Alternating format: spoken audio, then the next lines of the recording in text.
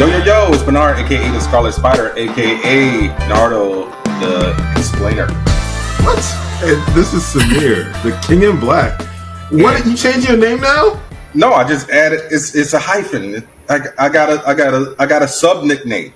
You should run that by me before you do that. No, your reaction was worth it. Yeah, we're the Angry Blerds podcast. You introduced yourself and you forgot that fast.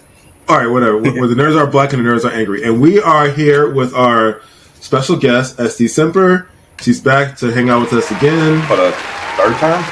Fourth? Yeah, this is the third. Hey guys, what's up? I'm happy to be back. Thank you so much for inviting me. No. Always happy to have you. Yeah. All right. So. All right. Do you have any housekeeping? No. Good news is I don't think anyone died this week. So Thank God. I mean, I don't think there's anyone's birthdays today. Yeah, that's what Samir calls housekeeping. It's like, did someone have a birthday or someone died? Like, bro. Discuss the weekly celebrity obituaries. Yeah, that's a victory. No one's dead. Yeah, I'm like, don't call it housekeeping. Just housekeeping is important. It is important, but you don't call someone's death a housekeeping. I mean, if we're going to semantics, housekeeping is an obligation no one wants to have. Death is an obligation no one wants to have. There you go. It's actually kind of synonymous. It works. You can just hang yourself out there and live with that one, because if you get slandered in the comments, I don't agree with that. Oh my gosh. Okay. So the first story. What do you want to get into? We got a lot actually this week. I mean, yeah. Don't be afraid to just hop in with your own topic or anything that interests you. You're good. Yeah. Today's Star Wars Day, so yeah. We're definitely gonna get in on that. Yeah.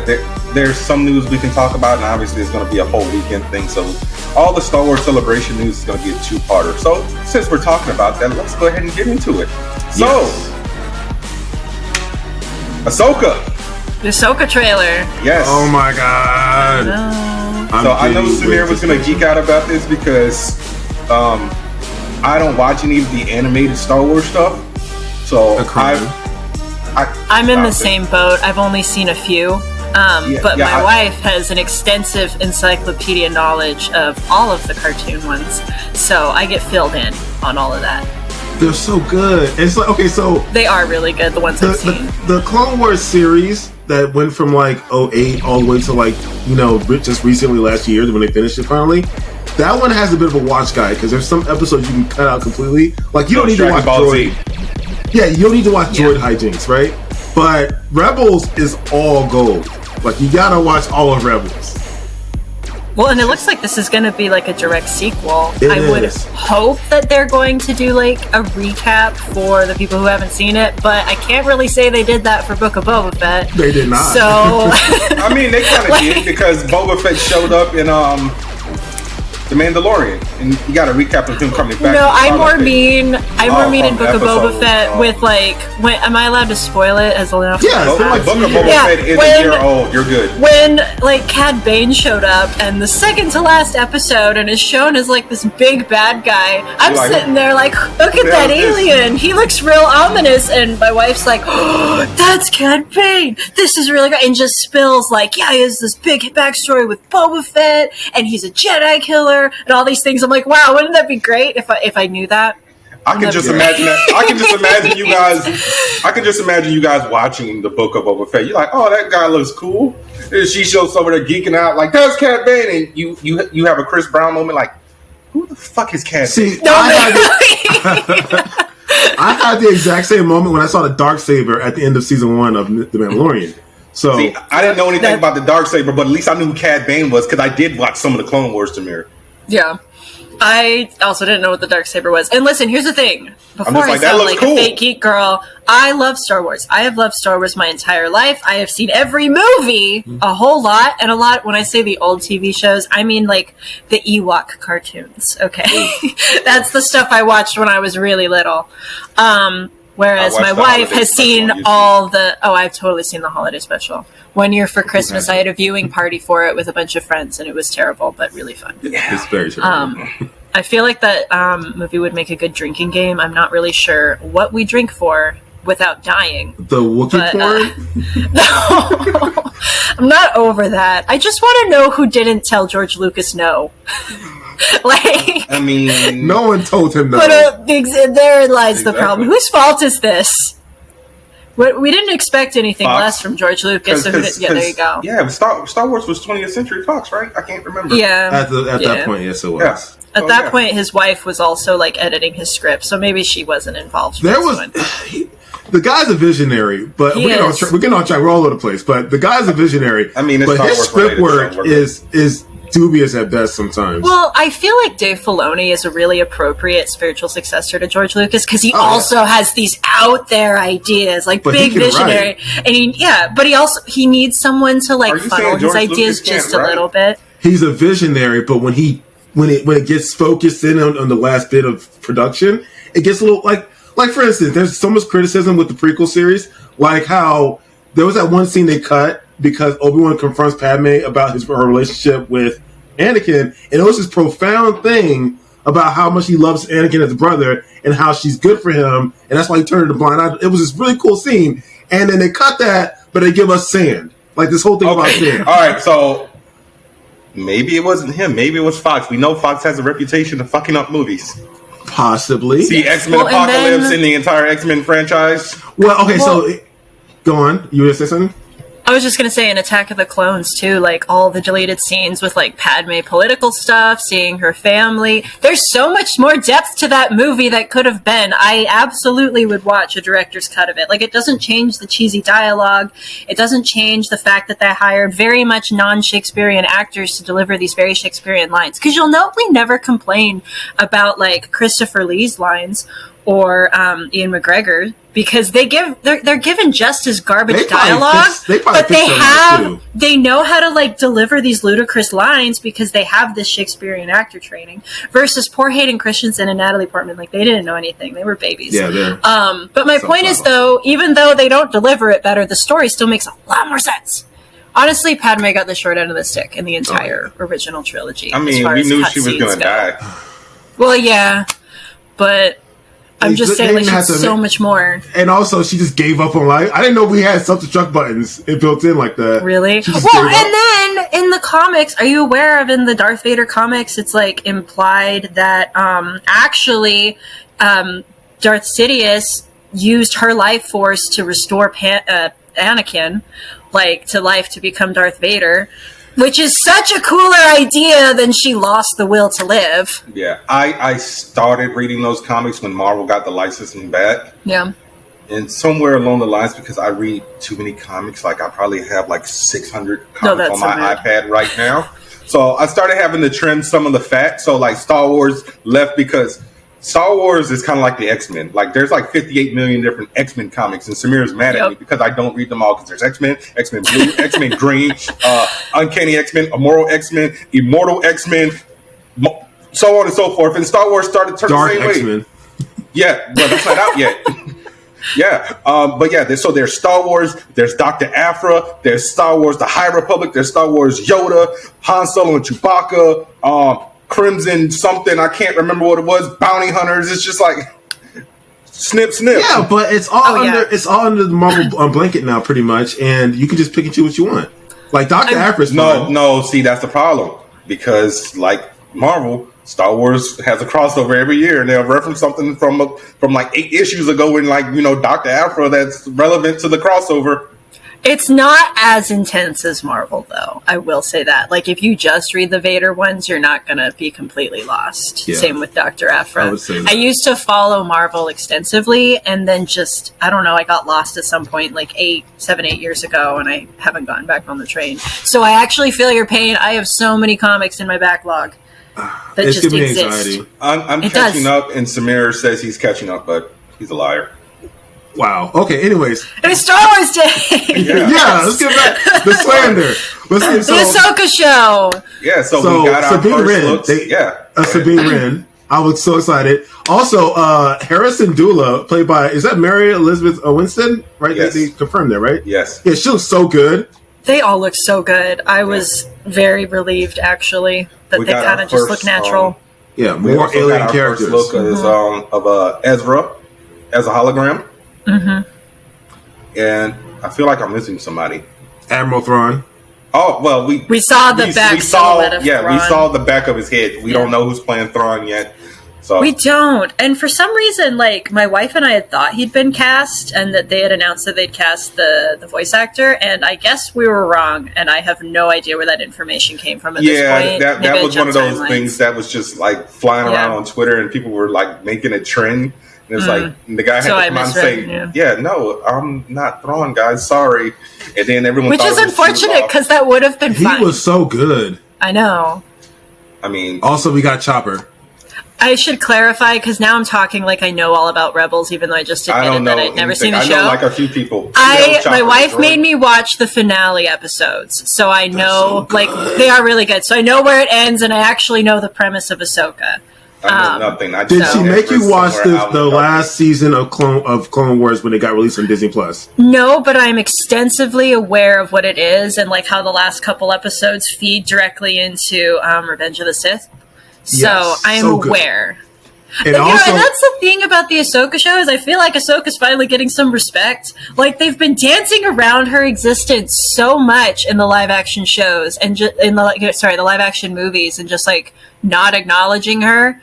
And I understand she's kind of a retroactive character, but it's nice that she's getting some respect on the live action. Her voice was in in Rise of Skywalker, yes, which I was glad to hear. And if you watch the last season of Clone Wars and what she did, with Darth Maul, it's messed up. It cements her as one of the best Star Wars characters, easily top 5 in my opinion.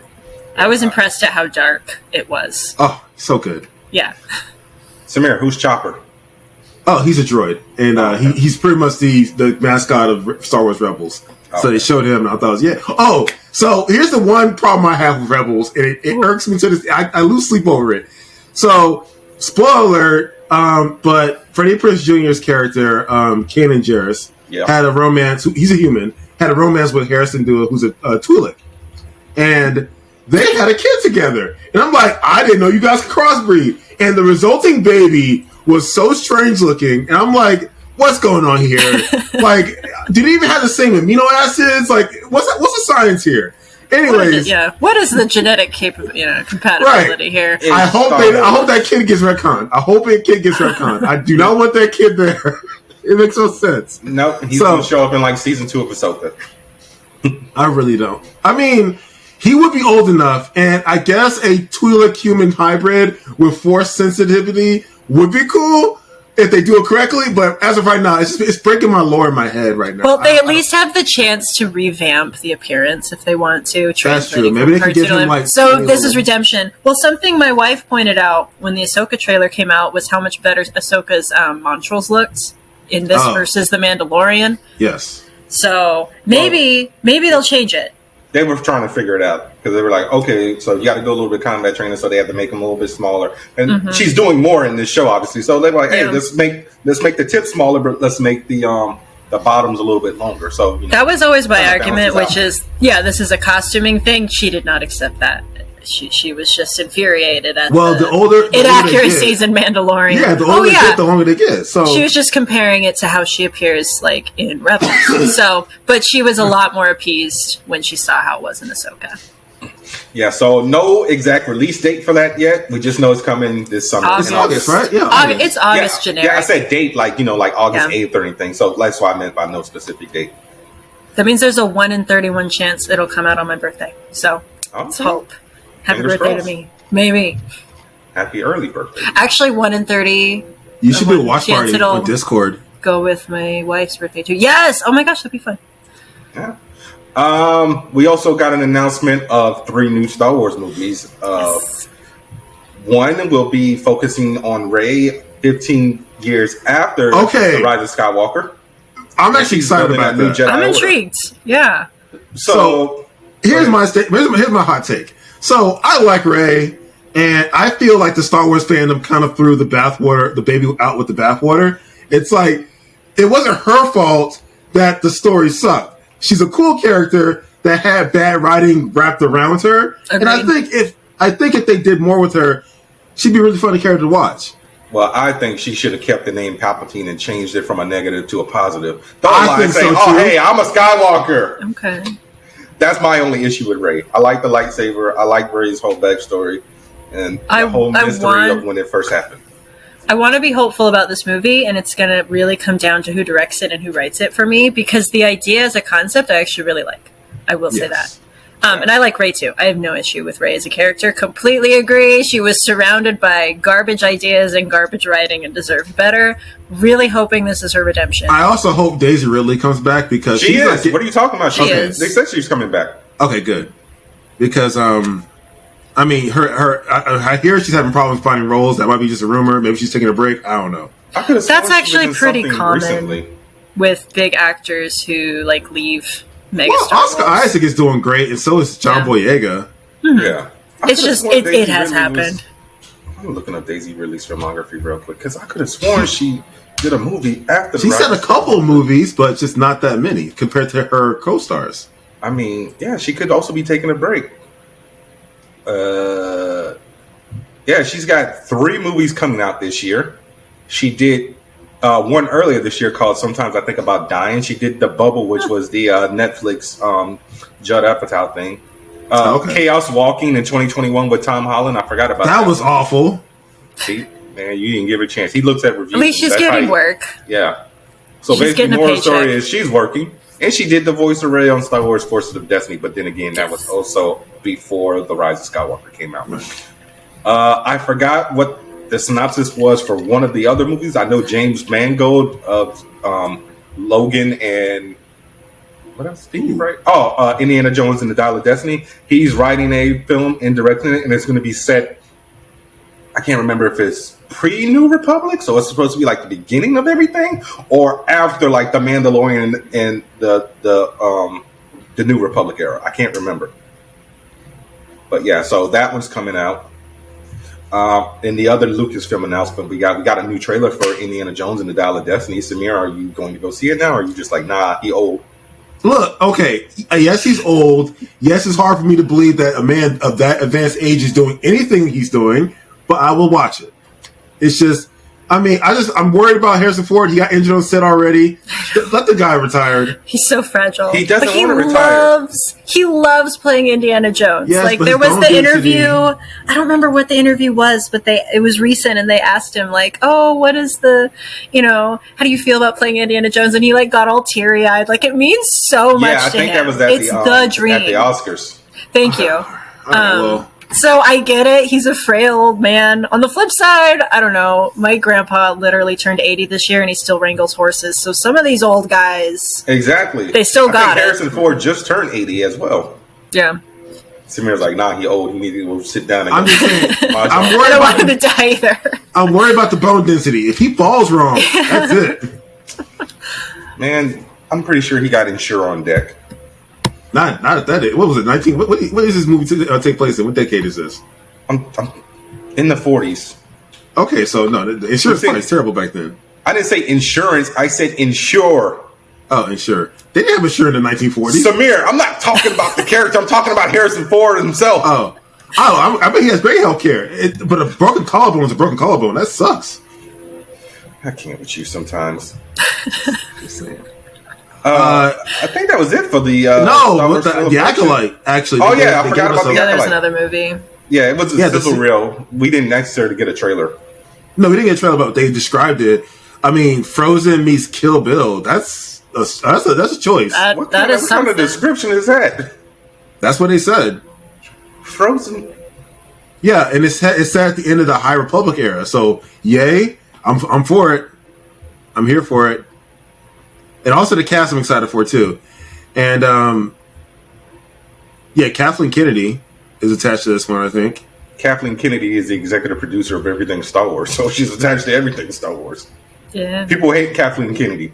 I don't hate her. I think she's done a good job. Because Star Wars fans hate Star Wars and everything attached to it. Yeah, I was just on Facebook probably like a few hours ago, and they posted the pictures from this week's episode of The Mandalorian, and Lizzo just gets all the hate. But so much disdain for this episode. Why? She's so cool. Like she's not the best actress, but she didn't have the the feeling of she's acted in. Well, she didn't feel like stunt casting. Like they dressed her up. I felt like her appearance had very much.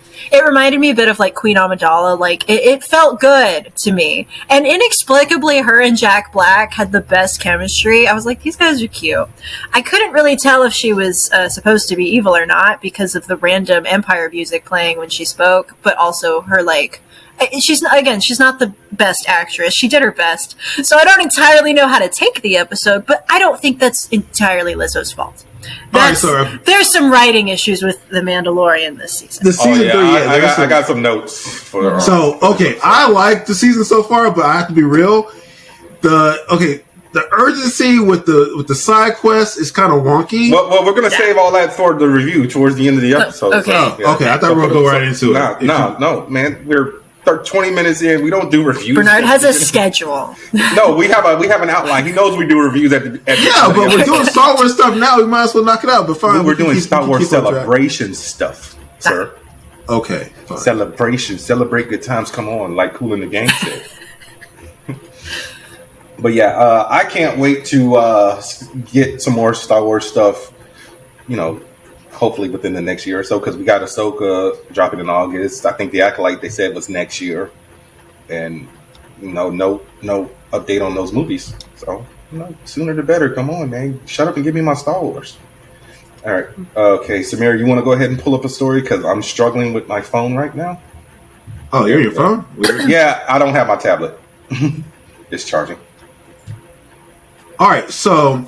Avatar Studios released a lot of screenshots and character portraits for their new mobile game that's coming out soon. That was for the game? I thought that was for the new series. I mean, yeah, it's tied to that, but it's basically amping people up for the new series that's coming forward. And they have I guess it's some Earth Sage guy.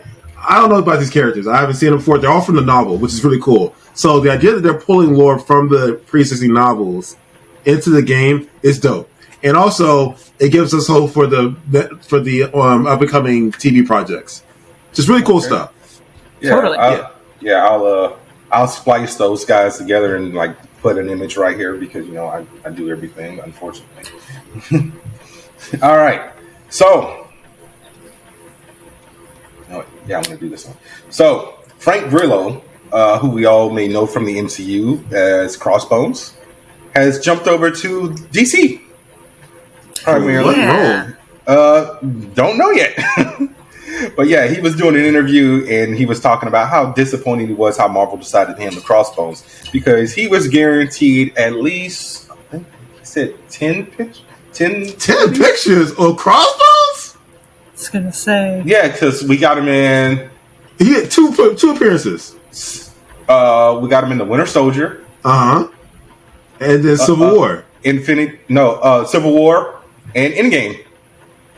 Endgame? Remember in the flashback. Right. That barely counts. I mean, he was still in the movie. Right. Okay, 3 appearances. Look, even in the comic, Crossbones isn't that big a deal. He comes out, he blows some stuff up. Someone doesn't read Captain America comics. I don't read Captain America comics. What did he do recently? Him and Sin were out and about wrecking shit. Sin? You mean Sin from Asgard? Sin. I didn't say Sif. I said Sin, the Red Skull's daughter.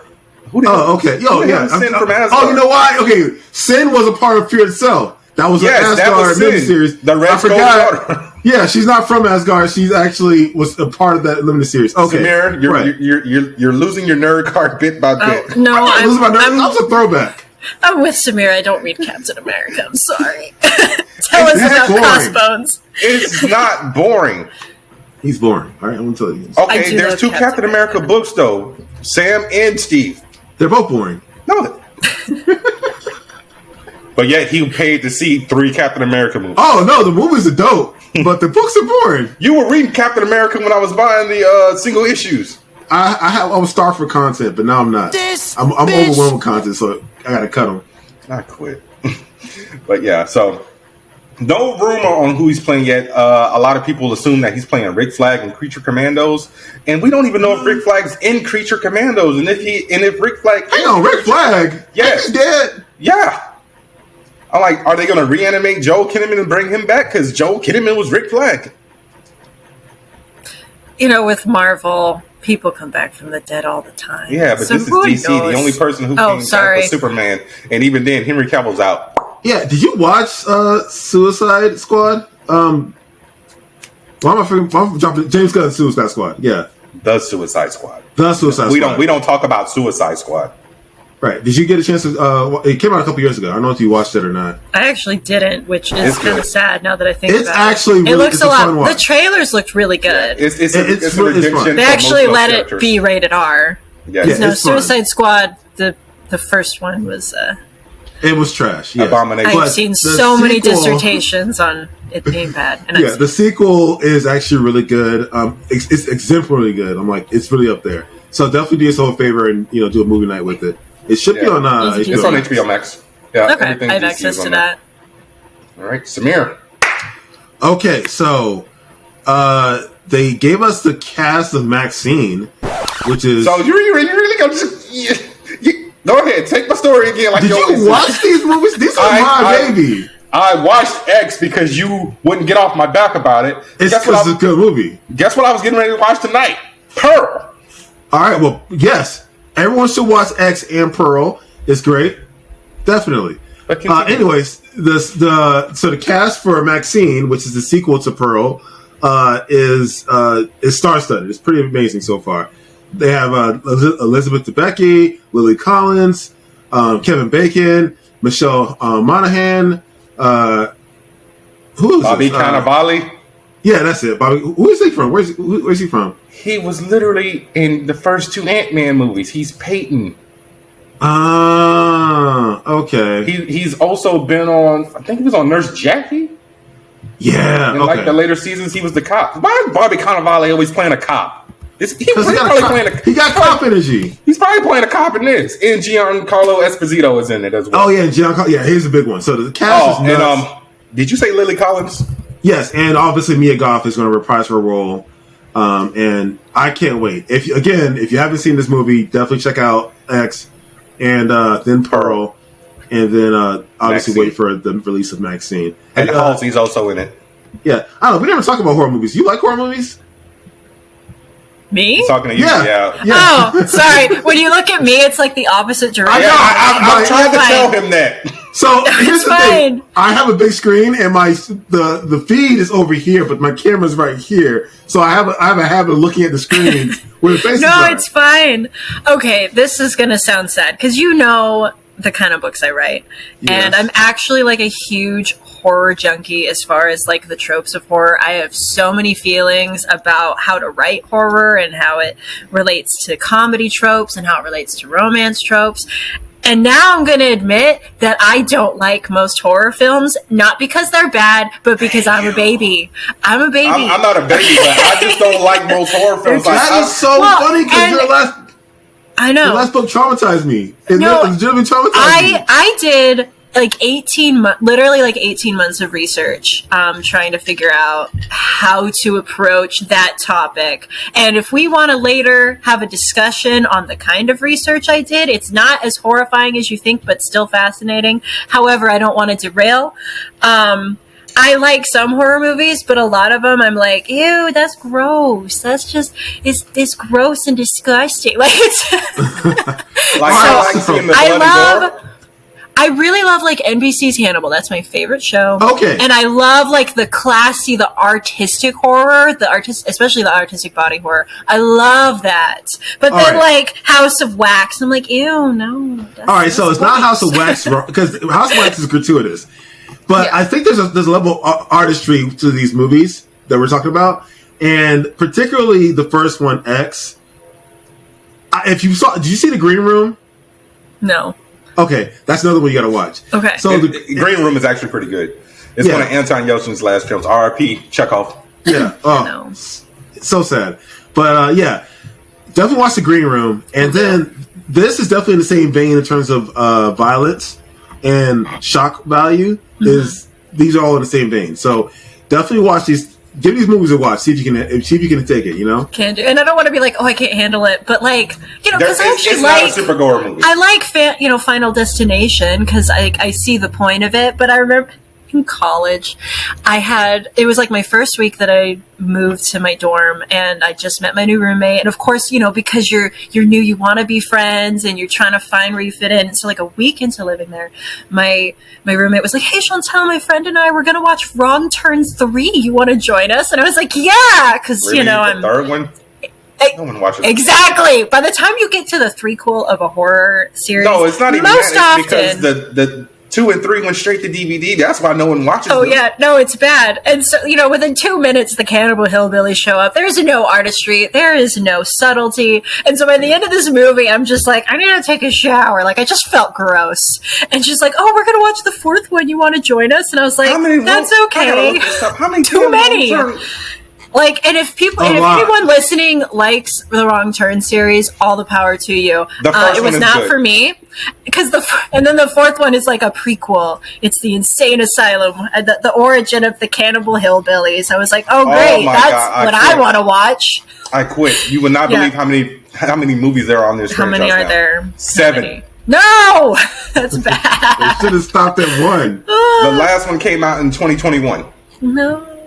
Yeah, so I don't love most horror movies, despite loving horror as a genre. So here's the thing. Okay, this is the problem with the mid 2000s in the US. We had a slump in horror movies. You had to go overseas, watch French ones, watch ones from Korea and Japan. They were killing in the 2000s.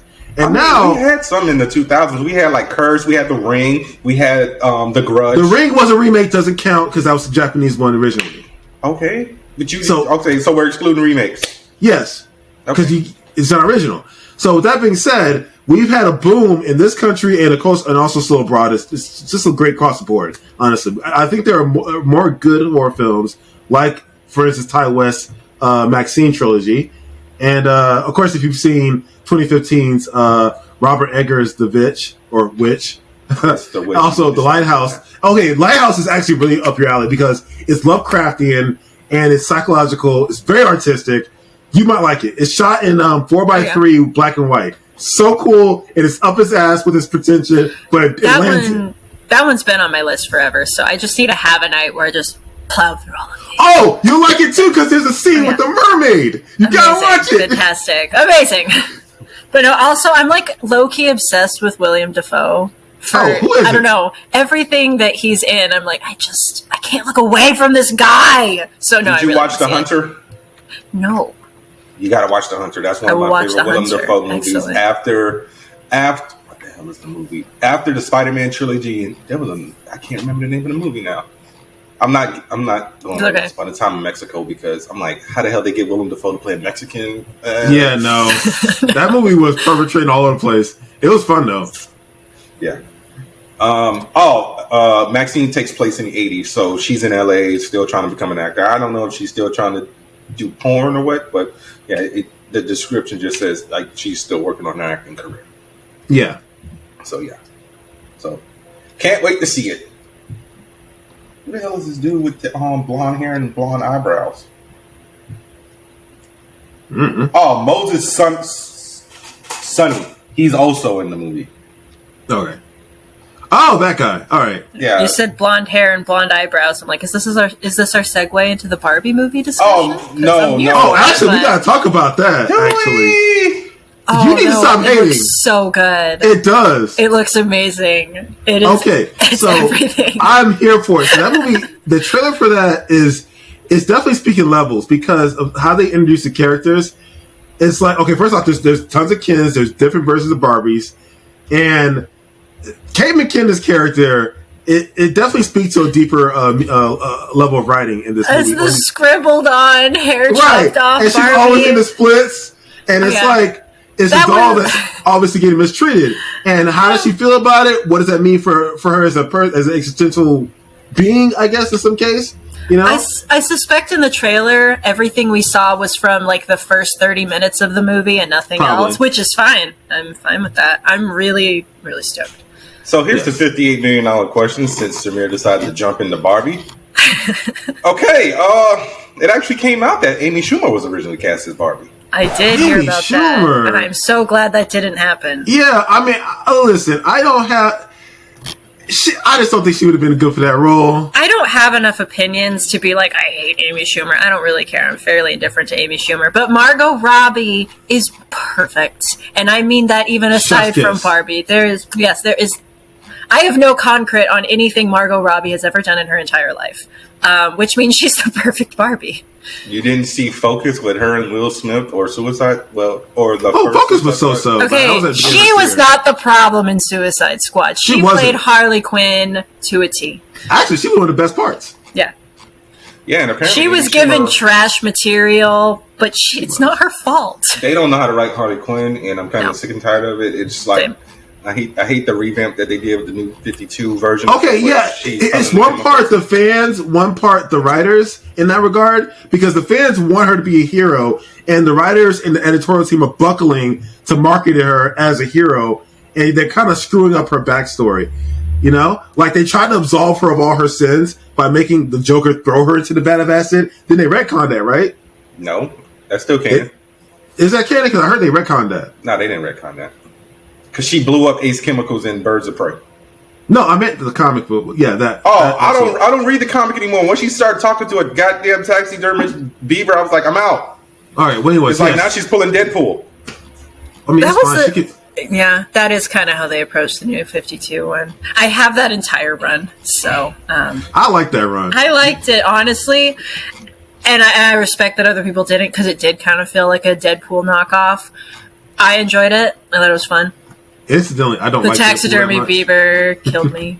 See, I have a lot of nostalgic love for Deadpool, and I really enjoyed the Ryan Reynolds movies. And I had a couple of the old ones. I have a couple of like the old comics. I read like Deadpool and Cable when I was a teenager. But I feel like you're like younger than us, so when you say you read that as a teenager, I just want to throw something because sorry, it's like, they were already out just to make it worse. I have both of those in paperback, and when she said that, like something like, you know, in anime when like that moment happens when somebody says something and it just fades to black and you see the line go across the back of their head. That's what just happened to me. So sorry. Sorry, not sorry. I'm 29 for reference. Samir doesn't want to admit it, but we're both 37. All right, what are you talking about? I turned 36 twice. Okay, stop it. You gotta do over. It's fine. But what I was getting at is I feel like this is kind of, I hope it's not mean. There is a difference between canon Deadpool and fanon Deadpool, and I don't always like how they blend. I don't know. A lot of the fans of Deadpool can try to make him more obnoxious than he really is. Because I thought he was really funny in the original comics, and I feel like Ryan Reynolds nailed it. But I agree, Deadpool can really be portrayed the wrong way sometimes, and they can take the meta humor too far. Like his last comic series, I didn't read. I haven't read a Deadpool series since. Samir, when the hell was Secret War? I mean, not Secret War. What was the crap where Captain America got brainwashed into being a Hydra? Secret Empire. Secret Empire. So maybe like 2018, 2019 or something like that. Well, I mean, it's not that recent. That's like 4 years ago at this point. But yeah, I didn't read that run, but I remember the news and was upset. So well, everyone lost their shit in that last page where, you know, he says Hell Hydra. Hell Hydra. That was the stupidest panel I've ever seen. Well, yeah, because everybody. I didn't lose my shit. I just felt it was a little hypocritical how people reacted to his switchback. But okay. Well, because you didn't read it, you didn't know the backstory of what happened. But just saying, what was I going? They had a switchback. They got persecuted for it. Well, no. He didn't get switched back. So basically, so Red Skull kind of manipulated the Cosmic Cube, who somehow became sentient in a little girl, into creating an alternate version of Steve Rogers. No, I get it. So she brought the real Steve Rogers back. Oh no, Captain America still gets slander for that because they're like, oh, it was a deep fake, it was the government, and so on and so forth. So yeah, he's still dealing with the consequences of that, despite the fact that everyone saw two Steve Rogers fighting on TV. Yeah, well, I'm just sorry. I'm just saying they didn't let my boy Scott get that pass. Just saying. It took a while for him to get his name clear. Samir is very passionate when it comes to what happened to Cyclops. Look, you know what the deal was with Cyclops, okay? Marvel said, no, we want our property back. Guess what? We're killing all the mutants. We're killing the Golden Boy, and we're making them kill Professor X. Wow. Okay. what I want to say was Amy Schumer actually co-wrote the script for Barbie, but she backed out because of creative differences.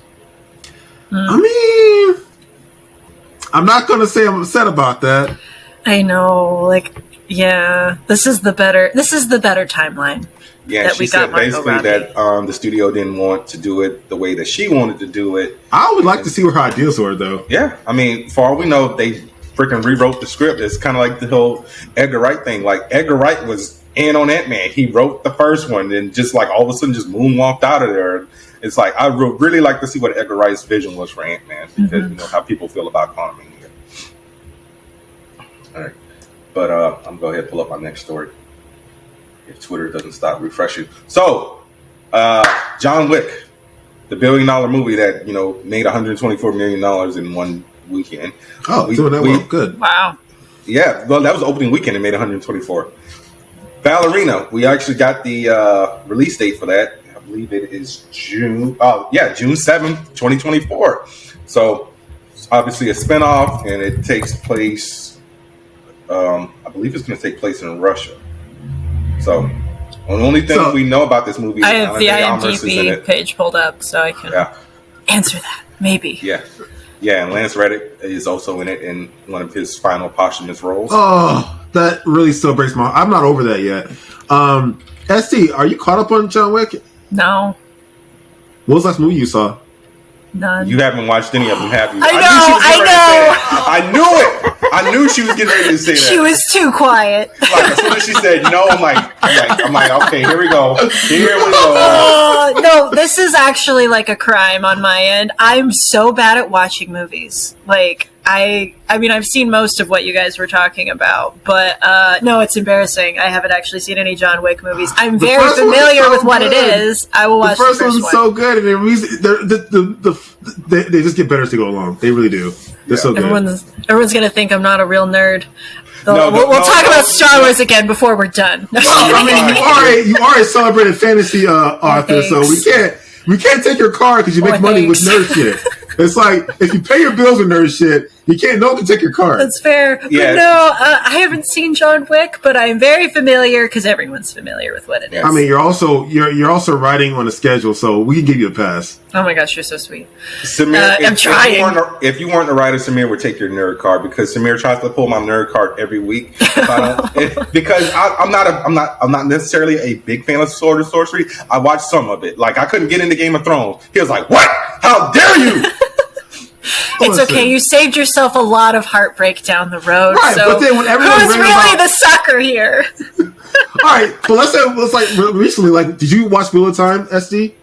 Well, no. You didn't watch the Wheel of Time? See? Oh, sorry. I didn't, but I misheard what you said the first time. The Wheel of Time, yeah, on Amazon. Oh, I haven't seen Lord of the Rings yet, even though I told you I'd catch up. I am still not caught up.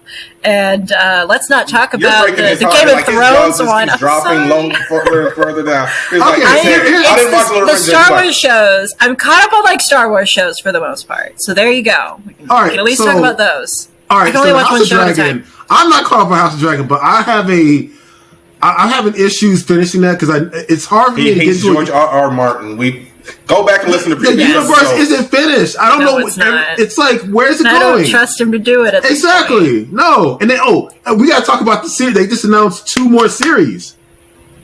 Yeah, it's too much. It's too much, and it's going backwards. They want the money. They're cashing in on the IP, but it's going backwards because he's not writing forward. It's not done either. Oh, and here's the problem with Game of Thrones: is once they caught up to the books, that's where the show went off the rails. Right. Well, this is good because a lot of this is going to be a lot of lore because he didn't write any of these. He didn't write a lot of this stuff. It's all in the lore and compendium, like in the encyclopedia he put out a couple years ago. Really well done book. I have it still. Even if I hate his guts right now, it's still good stuff. But they're gonna have to write for like 5 years. I'm sorry, but 11 years. No, is it 12? It's egregious. I was going to say, I think the first book came out in like 95. 95. It's just when I was 2 years old. Okay, he needs to maybe get on that. Stop making me feel old. Sorry. I mean, you're old. You're old as you want. I don't know. I'm young at heart. I'm fine. Okay. Hey, there's only one alternative to growing old, okay? Also, yeah, we were like, 6 when that came out? It's like, we're not that old. 9. 9. She said 95. Oh, well, whatever. Yeah. All right. The point is, I had a point to this. Oh yeah. Okay. What about Willow? Did you watch Willow on Disney Plus? They canceled Willow, so no, I'm not. No, we talked about that. We don't know what the hell's going on with Willow. I don't trust shows anymore. You know? Did you say I love Willow? Yeah, it looks great. I love the original movie. I'm saying I don't trust these shows anymore. I trust HBO to not usually cancel things immediately. No, they did. But no, I'm on the when it comes to Netflix and Disney Plus, I don't start them until I know. As much as Netflix. Netflix. No, the Willow one was kind of a surprise. Netflix, I have no faith in Netflix. Yeah, so I'm kind of tedious with HBO Max because it's like, come on, man. Everyone wants Young Justice. Willow was great though. Had a great cast. Had a great. It was great everything, and I think they're going to come back with at least a movie, and then they'll wrap up the plot. That'd be fine. Pull a Firefly. That'd be fine. Yeah, they walked back their cancellation, and then they said, "Oh, we're not canceled. We just got to figure out what to do next." And then, okay, I didn't hear the follow-up news. That makes me feel better. The director said that, so he's hoping. That makes me feel a lot better and increases the chance that I'll watch it by miles. Because that's the thing. I usually wait till these things are done or at least solidified. Because I got trust issues. I know, but I know, but I spent too much time reading fan fiction in my youth. I have trust issues. Samir, because Samir is obsessed with binge watching. So I'm glad we actually have this podcast, because if we did not have this podcast, I would have had to wait like 8 weeks for Invincible to be done so we could talk about it, or The Boys, because quote unquote Samir hates water cooler talk. I do. But then he'll turn around and get mad and be like, "Why the hell did they cancel that? It was good." Yeah, because you weren't watching it in real time. So the ratings. Yeah, I'm part of the problem too. On the flip side, Netflix is. I don't think it's anybody's fault. I think Netflix is full of it. Well, Netflix is full of, but that's the same thing with Manifest. Like Manifest aired on NBC. Everybody watched it when it was on Netflix. Where's the rest of this show? It got canceled. Why the hell did this get canceled? Because you didn't watch it when it was on TV. It's like, come on, man. You got to help with the ratings. Balance, yeah. I also haven't had Netflix in like 6 months because I just wasn't watching it. Yeah, I'll resubscribe once the new John Mulaney comedy schedule comes out, and then I'll catch up on everything I didn't watch. Yeah, but I'm surprised he didn't canceled. Actually, John Mulaney. He's kind of immortal at this point. He betrayed the brand, but also it is his personal. I have lots of feelings, but because the whole thing with his wife was messy. Also. It was. Well, part of the issue with John Mulaney is that he built this whole brand on guy who loves his wife. Like, that was half of his comedy. And then all of a sudden he divorces her, which is his prerogative. That's his personal life. And it's not uncommon that people leave rehab and completely, like, change up their lives. Yeah. That's true.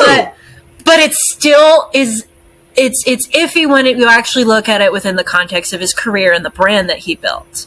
So I'm curious to see his new but also the whole Olivia Munn thing, that was weird. Because they had started a baby with her immediately. Yeah, that was immediately that relationship happened. Yeah, and also the wife was on Twitter saying, "I didn't want this. This came out of nowhere. I didn't expect this." Yeah, so it's bad look. It's really messy. It's iffy. Maybe that was some good tea though. I don't know. But hopefully he stays on the wagon. They met before rehab, but I don't think there's. Wait, Olivia Munn or Olivia Wilde? He left Olivia Munn. Oh, so Psylocke. Yeah. Okay. He met Olivia Munn before he went to rehab. There's no reason to think that he cheated, but they did meet before. Yeah, well, it's the fact that they had a baby all of a sudden that made me go, John. Half your sketches were also about you and your dog Petunia. Come on. Oh, yeah, who gets a dog?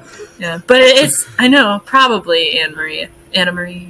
Anyway, it's his prerogative. We're getting off topic again, but okay, going back to TV shows. Yeah, going back to TV shows. Going back to TV shows, that was because I want to talk about the Harry Potter thing. Oh. I didn't even finish Ballerina. Oh well, oops. Yeah, let me finish this. We were going straight and we hit a fork in the road. But yeah, so Keanu Reeves will be reprising his role as John Wick. Ian McShane is coming back as Winston. Angelica Houston will be the director of the conservatory. The guy who I always think needs to take a bath. Norman Reedus is in this as well.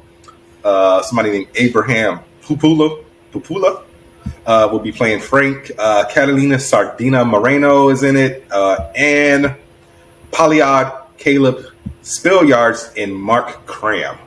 So, and it will be directed by Len Weissman. That name sounds vaguely familiar, and I don't know from what. Len Wiseman? He produced the Underworld franchise. He produced Swamp Thing, The Gifted, Lucifer, APB, Sleepy Hollow. I miss Sleepy Hollow, but yeah. All right, so Samir, go ahead and take. Did I put that one in the chat? Everyone's talking about it. It's not yours. All right. Anyways, so yeah, the forthcoming Harry Potter series got announced and greenlit, and apparently the show model is going to be every book is a season. So they have 7 seasons. It's not greenlit. It's in talks. Man, they pretty much greenlit it. With all the money it's going to generate, I would not be surprised if it went. Harry Potter is such a weird place right now because the creator is doubling down. She's not stopping. She won't shut up. They can't. I guarantee her PR team is like, please shut up so we can make you more money. Well, I'm sure you saw the news that her company, as they dropped in like 74% or 74 million, something with the number 74, and it was bad. They lost a lot of money this last year. Yeah, and it's probably because J.K. Rowling won't stop talking. Look, I don't know. My father, may he rest in peace, he always used to have a saying. Just shut the fuck up if you ain't got nothing nice to say before I smack you in the mouth. It's a good one.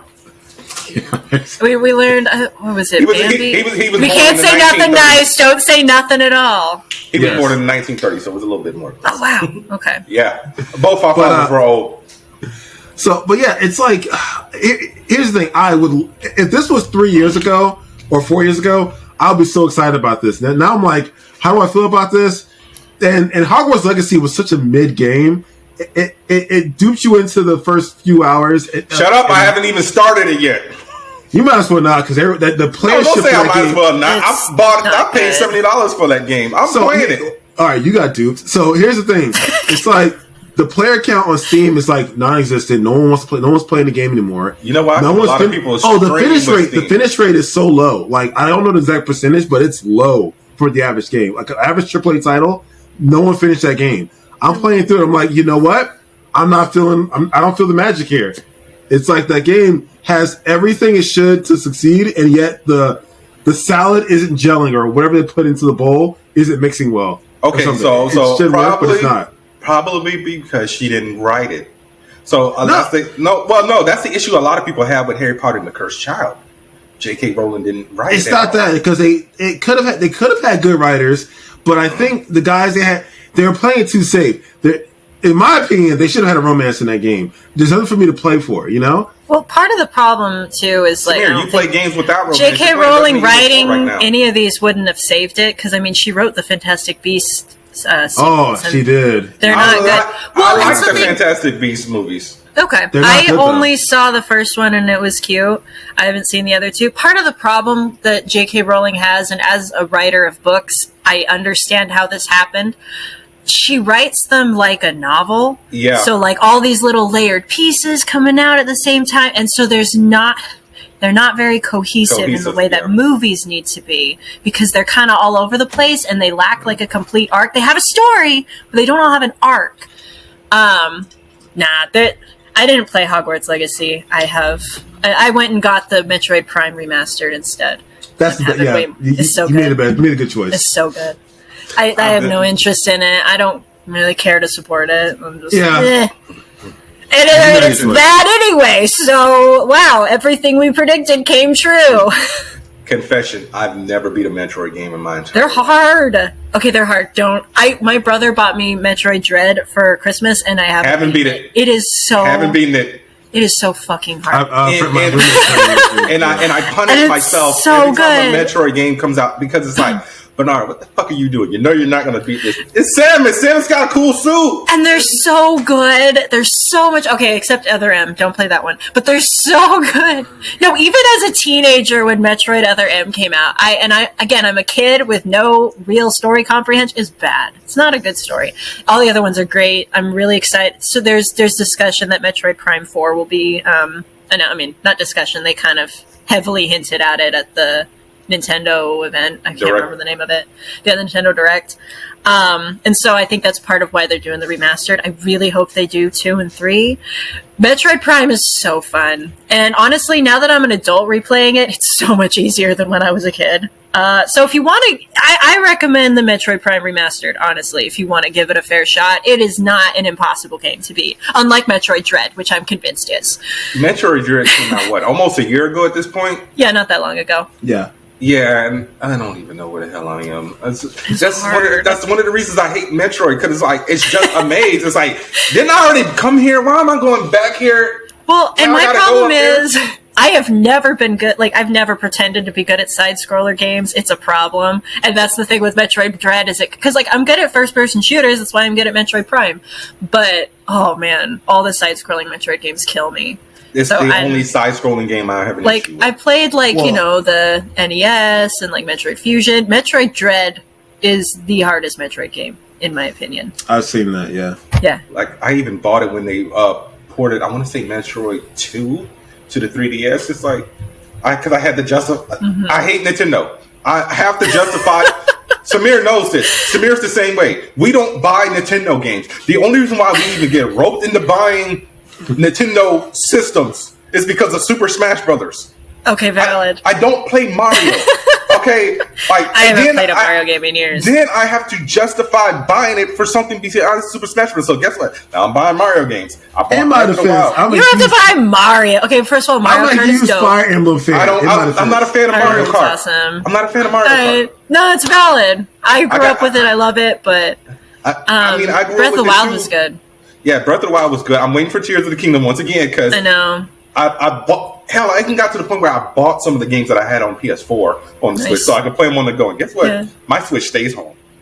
I take it to work with me every now and then, but other than that, I'm not really playing it. I'm reading comics on my iPad. It's like comics over Switch. Sorry, Nintendo, you got me again. And then I was stupid enough to trade in my Switch to get the OLED Switch because I'm like, no, it's got the white Joy-Cons and it's got, you know, it's an OLED screen and, you know, it's slightly bigger.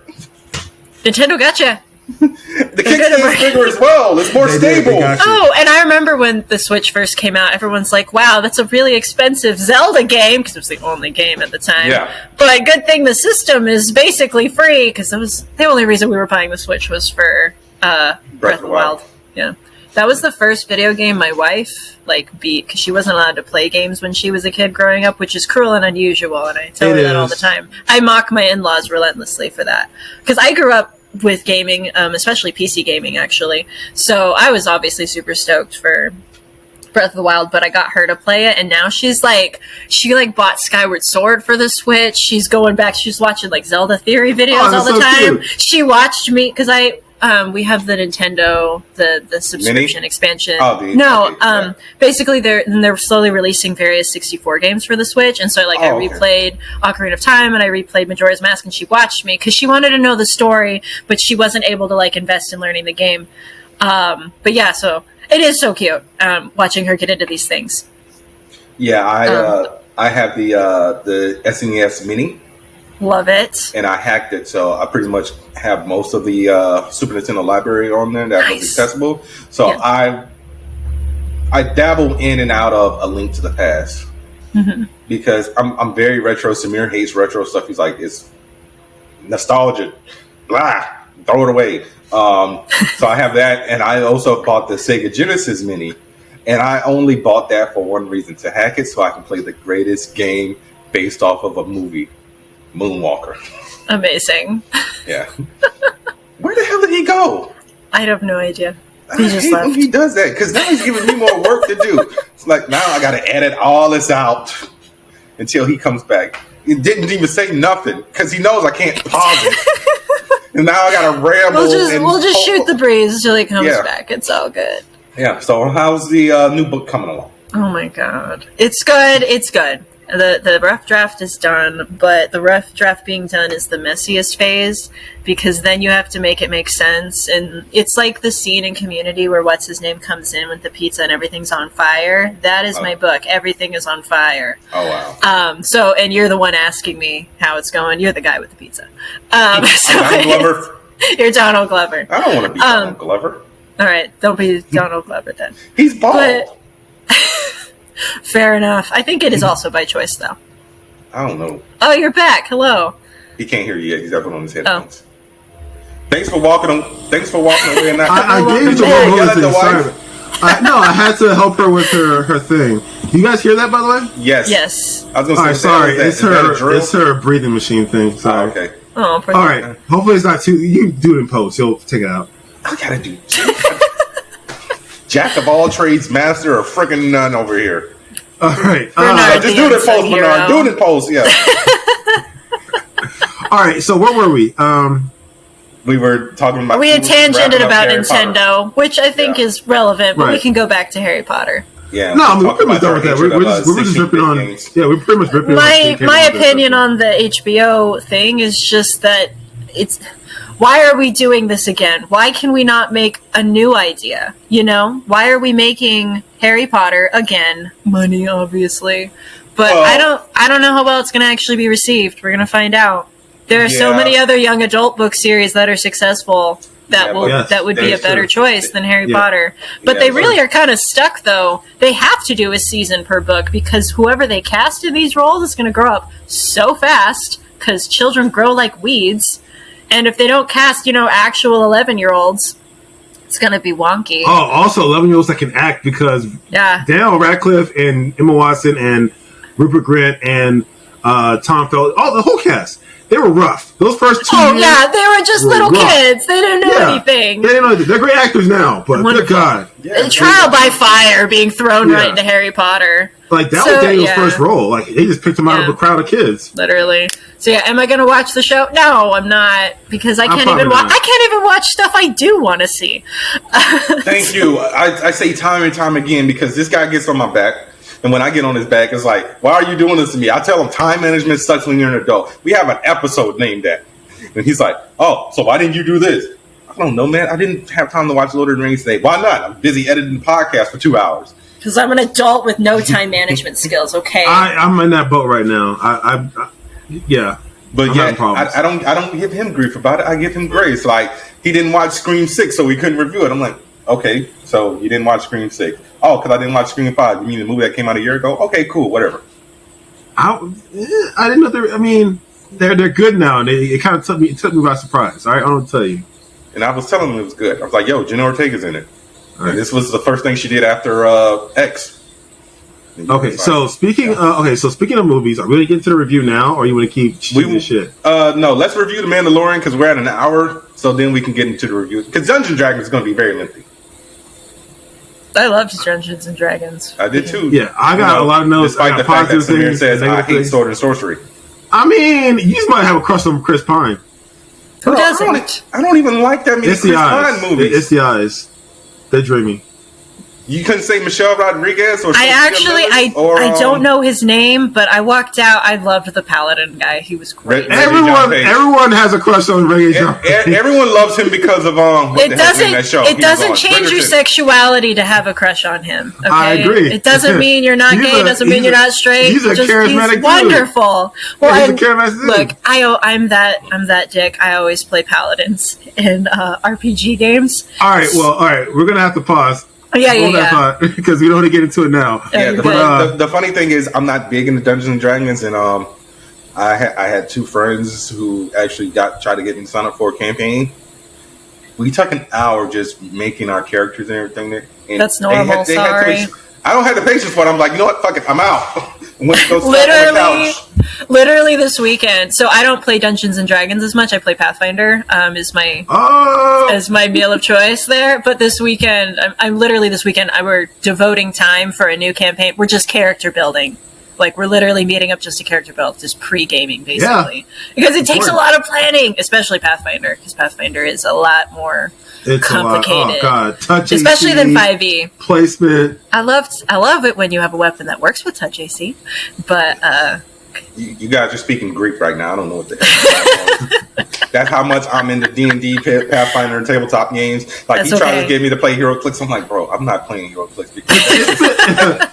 It's not even because it's the game. It's because now I got to buy all these figures. And I barely got space for stuff that I already have. Well, like I got my Black Ranger statue right over there in the corner.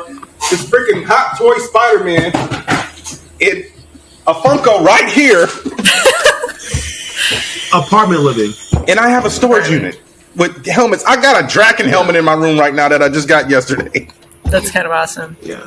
But, all right, in all honesty, though, it's been a few years since I played Pathfinder, so I would need a refresher on the rules anyway. That's so okay. You're not alone, Bernard. The rules are complicated, and you need to refresh yourself constantly. I still learn new rules, and I've been playing it for like 7 years. Yeah, exactly. Don't got the patience for that.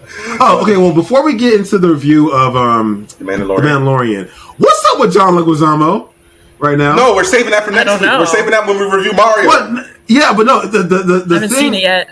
You haven't seen Mario? Okay. Not yet. I'm seeing it on Wednesday. You made a Twitter post about it. Because Mario kept tagging me in their ads, and I was like, "Why are you?" Literally, the official Mario account was tagging me on Twitter. Hi, SD Simper. Here's these things. I'm like, "What the fuck?" See, I'll tell you what happened. I'm seeing it on Monday. Probably like the tweet by Nintendo to get notifications. Probably. Like not realizing that's what I signed up for, because it's happened again since then. I'm just like, why are ads tagging me now? This is illegal. Yeah, that happened to me when the first Black Panther came out. I was like, okay, I just like this. Didn't even read the tweet and just got notifications. Like, why the f is the Black Panther Twitter page tweeting me? That's probably exactly what happened. Mine was Avatar: The Way of Water. I got nothing but Avatar: The Way of Water feed. So. No, I got direct notifications. It said, "Hey, Scarlet Spider, here's a new trailer for Black Panther. Check it out." Yeah. It wasn't an ad. It was just literally a bot running the account.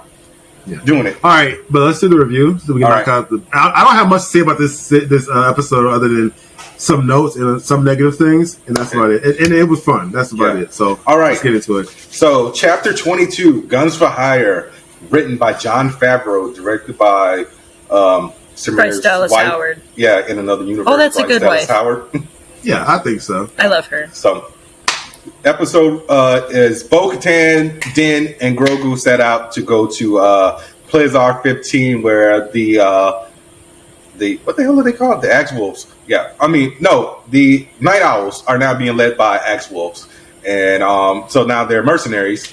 And so before they meet them, they go on the planet and they meet Captain Benedict and the Duchess, who asks them help for neutralizing several repurposed but malfunctioning Imperial and Separatist droids. So after stopping a droid attack, Bo-Katan and Din followed the trail to the Resistor, which is a droid bar, which is very weird to me, but whatever. And they convinced the bartender and the clientele to help them. And they found out that the droids were sabotaged through nano droids by Commissioner Hellgate, played by one of my favorite actors, Christopher Lloyd. And so they take him in, and then, everything is nice and settled. They go meet up with the Night Owls, and Axe is like, yo, why are we even going to listen to you? You ain't even got the Darksaber. And Bo is looking all distraught and then just says, hey, technically she does, because I was in a fight. I got my ass whooped.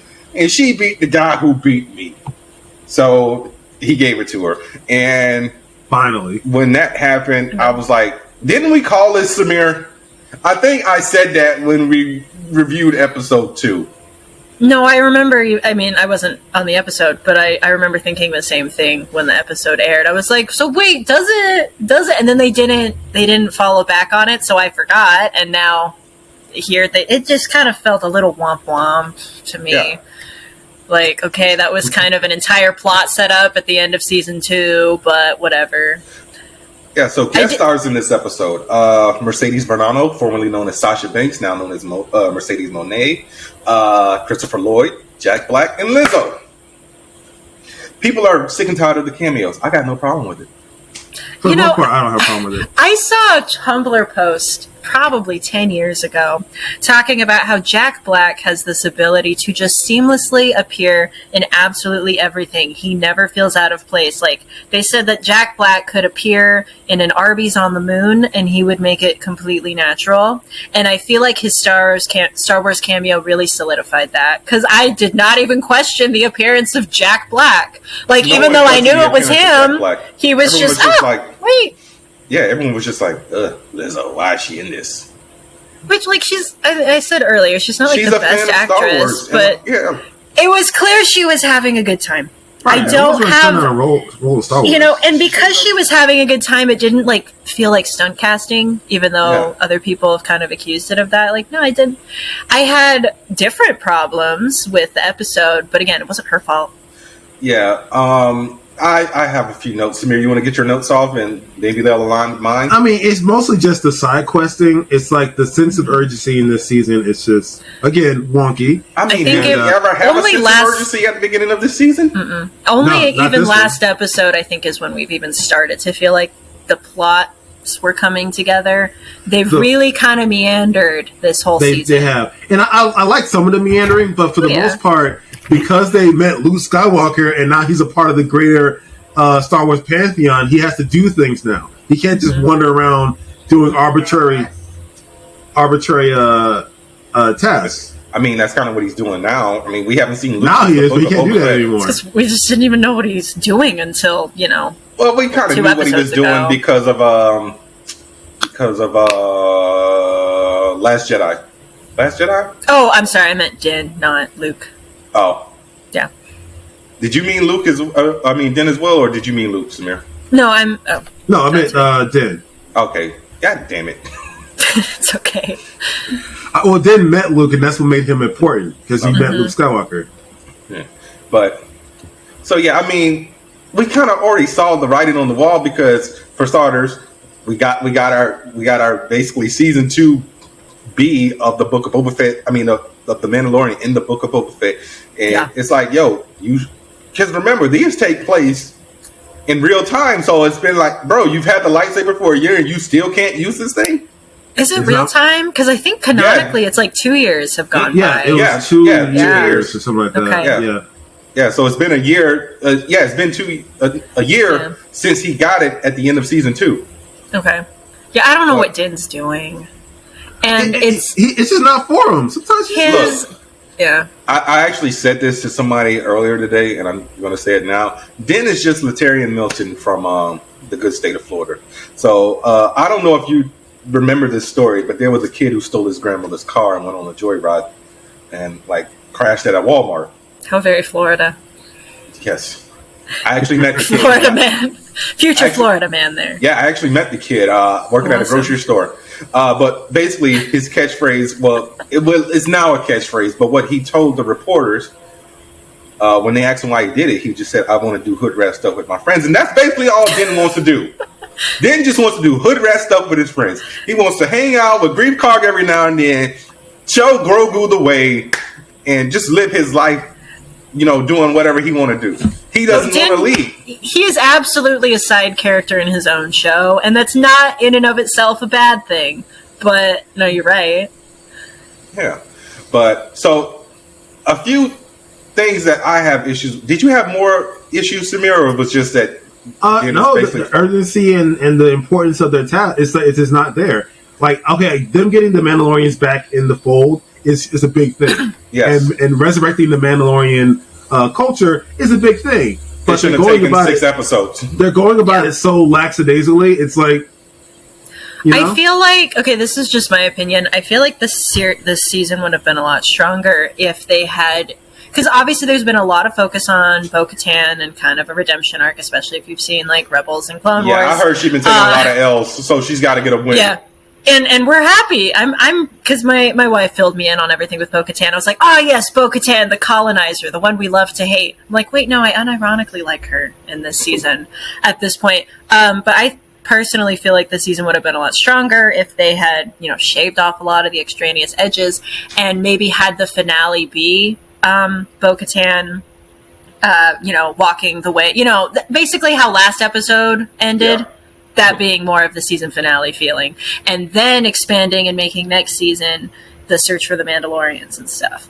Yeah, I feel like they could have put in a lot more depth with what we had instead of feeling like it's really stretched thin. My issue, because first of all, let me clarify, I'm actually most of the time a big Star Wars apologist. I can turn off my brain and have a good time. But then, as soon as you force me to actually look at the moral messaging, though, I'm like, okay. My issue is that I don't feel like Star Wars knows what its own message is, and as a result, we end up with a lot of conflicting takes. because I forgot the planet's name already. It was really interesting to visit there because it absolutely had the feeling of every sort of utopia that is actually dystopian. No, the one we visited last episode with Lizzo and Jack Black. It had a weird name. I just said the name of it. Hold on a second. Yeah, I know. Coruscant is its own cyberpunk thing. Right. Plaisir 15. It had like the feeling of like all the dystopia societies in like cyberpunk in like the 80s. And so I kept waiting for it to go wrong. That was part of the problem. And then it didn't, which is fine. But Star Wars has never known how to treat droids. They have never known to what degree they're sentient, to what degree they have free will. No, it is bad. And this episode really didn't help because there was definitely the implication of we like being enslaved. We don't want to be, but we're literally disposable because some of us were separatist eras and they're going to decommission us even though we want to be alive. So we need to appease our oppressors so that they treat us well. Right. I'm like, yikes. It's giving house elf. It's giving that's a good equivalent. So that, and I feel like Star Wars has never known what their message is on that. This episode made it so much worse. So that's always bothered me. And that was my big takeaway from the episode is what is Star Wars getting at? The other thing that this whole season has really gone wishy-washy on, and the appearance of Jack Black's character once again threw kind of a wrench in this. Like, they're trying to like they've shown the rehabilitation of like the Imperials and clearly it's straight up brainwashing. Like they're calling it like reprogramming, which isn't better. And we saw in the episode, I think it was episode 2 or 3, whichever one had the extended 3 story away from the Dr. Pershing. I'm like, why? The problem with that is the next time what's her name shows up, like the really short interaction when Grief Karga is asking for help, or not Grief Karga, the X-wing pilot. When he's asking for help, we got everything we needed to know from that 5-minute interaction that this chick is bad news, that she is not actually reformed. We got everything in that 2-minute interaction, making the tangent in episode 3 completely obsolete. That's exactly what I'm going to skip, which sucks because there's the hot lesbian who I personally love. But wow, they're doing a great job. Dibs first. That's Katie O'Brien. Listen, she can choose. But anyway, anyway, as far as reforming the Imperialists go, they're really back and forthing on that one too. Not in a dissimilar manner they are with droids, just because they can't make a decision. Are we reforming the because this is George Lucas himself, are we reforming the literally based on Nazis inserts into sci-fi, or are we not? Because clearly it's not working, except when it does. I don't know if Jack Black's character is a good guy at the end of this episode. Right. I truly don't. Here's the issue with Star Wars. It's the foundation. George Lucas made a very small... His writing is very rudimentary. It's black and white, good versus evil initially. And he was very against adding any gray, morally conflicted characters. He didn't want to go past Han Solo. That was his gray character, right? And instead of like, oh, what about the Jedi? They're taking kids from their houses and making them into cultists. Kind of a bad thing, right? But... What about the Sith? Their doctrine is like they want to take the most out of life, yet they're evil. It's like maybe you can find some middle ground there. Like, no, there's no balance, even though there's balance in the Force. Right, so it's like this foundation is hard to write on. It's quicksand, essentially. It's literary quicksand. So, look, man, I feel like. Go ahead. Oh, I was just going to say the Mandalorian is unfortunately bringing a lot of those issues into the spotlight. Yeah, these unspoken problems. Like the droids were cute mascots at one point, but now they've always had AI. Are they sentient or not? How fucked up is it that we wiped C-3PO's memory at the end of movie 3? Right. Yeah. Goodbye, my friends. I'm like, and they treat him like shit the whole movie. I'm like, can y'all be nice to this guy? Yeah. I know he's annoying, but come on, you like it. Come on. He's still we actually talked about this a little bit when this season started. How we talked about the difference between the Watch and the Night Owls. It's like both y'all crazy. A spade is a spade. This group don't want to take off their helmets. This one does this. You can't rule without the Darksaber. It's like, come on, man. But okay, I'm gonna give them a pass on now because I think they've realized how dumb they are and they're gonna correct it. Hey, let's all be weird together.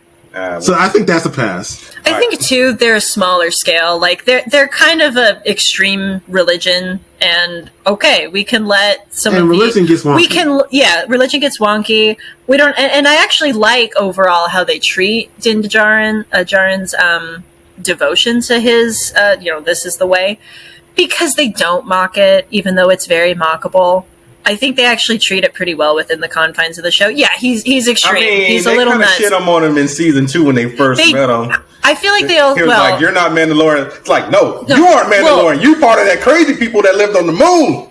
I mean, there's a difference between the show mocking him versus characters within the show mocking him. Yeah, you're good. Yeah, other characters can believe what they want, but I mean, within the context of the show itself, I always felt like they actually treated him well.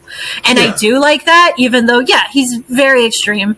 And these things are nuts. I like that he learned some balance in season 2 with, he takes off his helmet to say bye to Grogu, and it was wonderful. And then he gets excommunicated, which in Book of Boba Fett, so, I mean, I know it's canon, but come on. It's like, go purify yourself in the waters of Lake Minnetonka.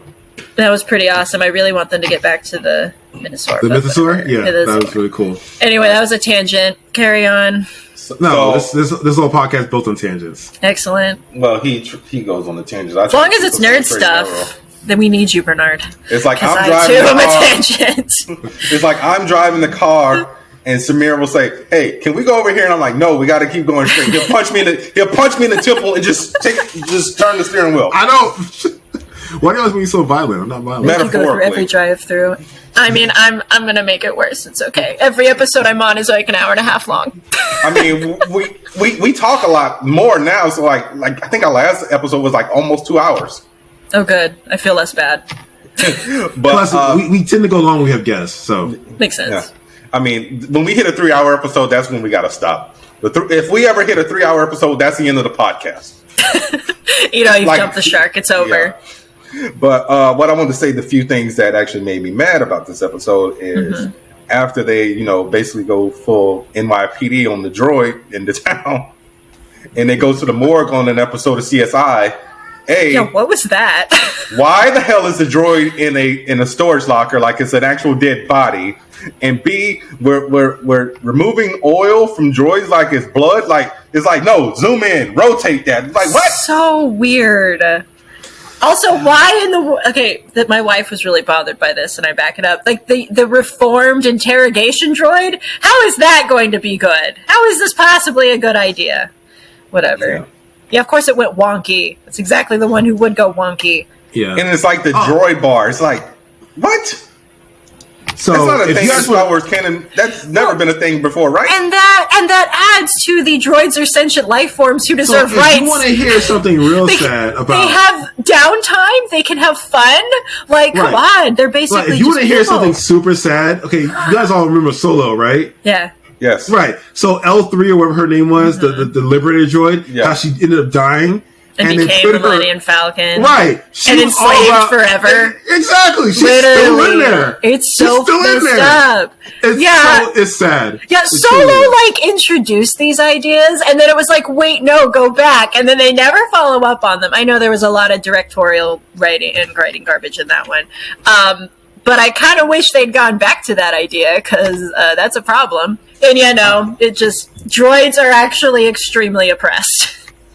I think whoever wrote Solo was reading Iron Man at the time, because that was an arc in Iron Man where basically it was all the robots and AI, they wanted equal rights. So like Jocasta, Machine Man, whatever Tony's AI was at the time. What the hell was it? Friday? Yes. Like even the AI that he made of himself for Riri wanted sentience, and it became a whole thing. But and the other thing, I like I said, when we got the episode 2 with the ugly spider thing with the one eye, I called it. I'm like, bro, this is going to turn into the goddamn Deathly Hallows. So it's like, no, it's really the Darksaber's bows, like how Snape couldn't give Voldemort the Elder Wand because Draco disarmed Dumbledore. That is exactly what it is. Wait, I literally went Wolf of Wall Street.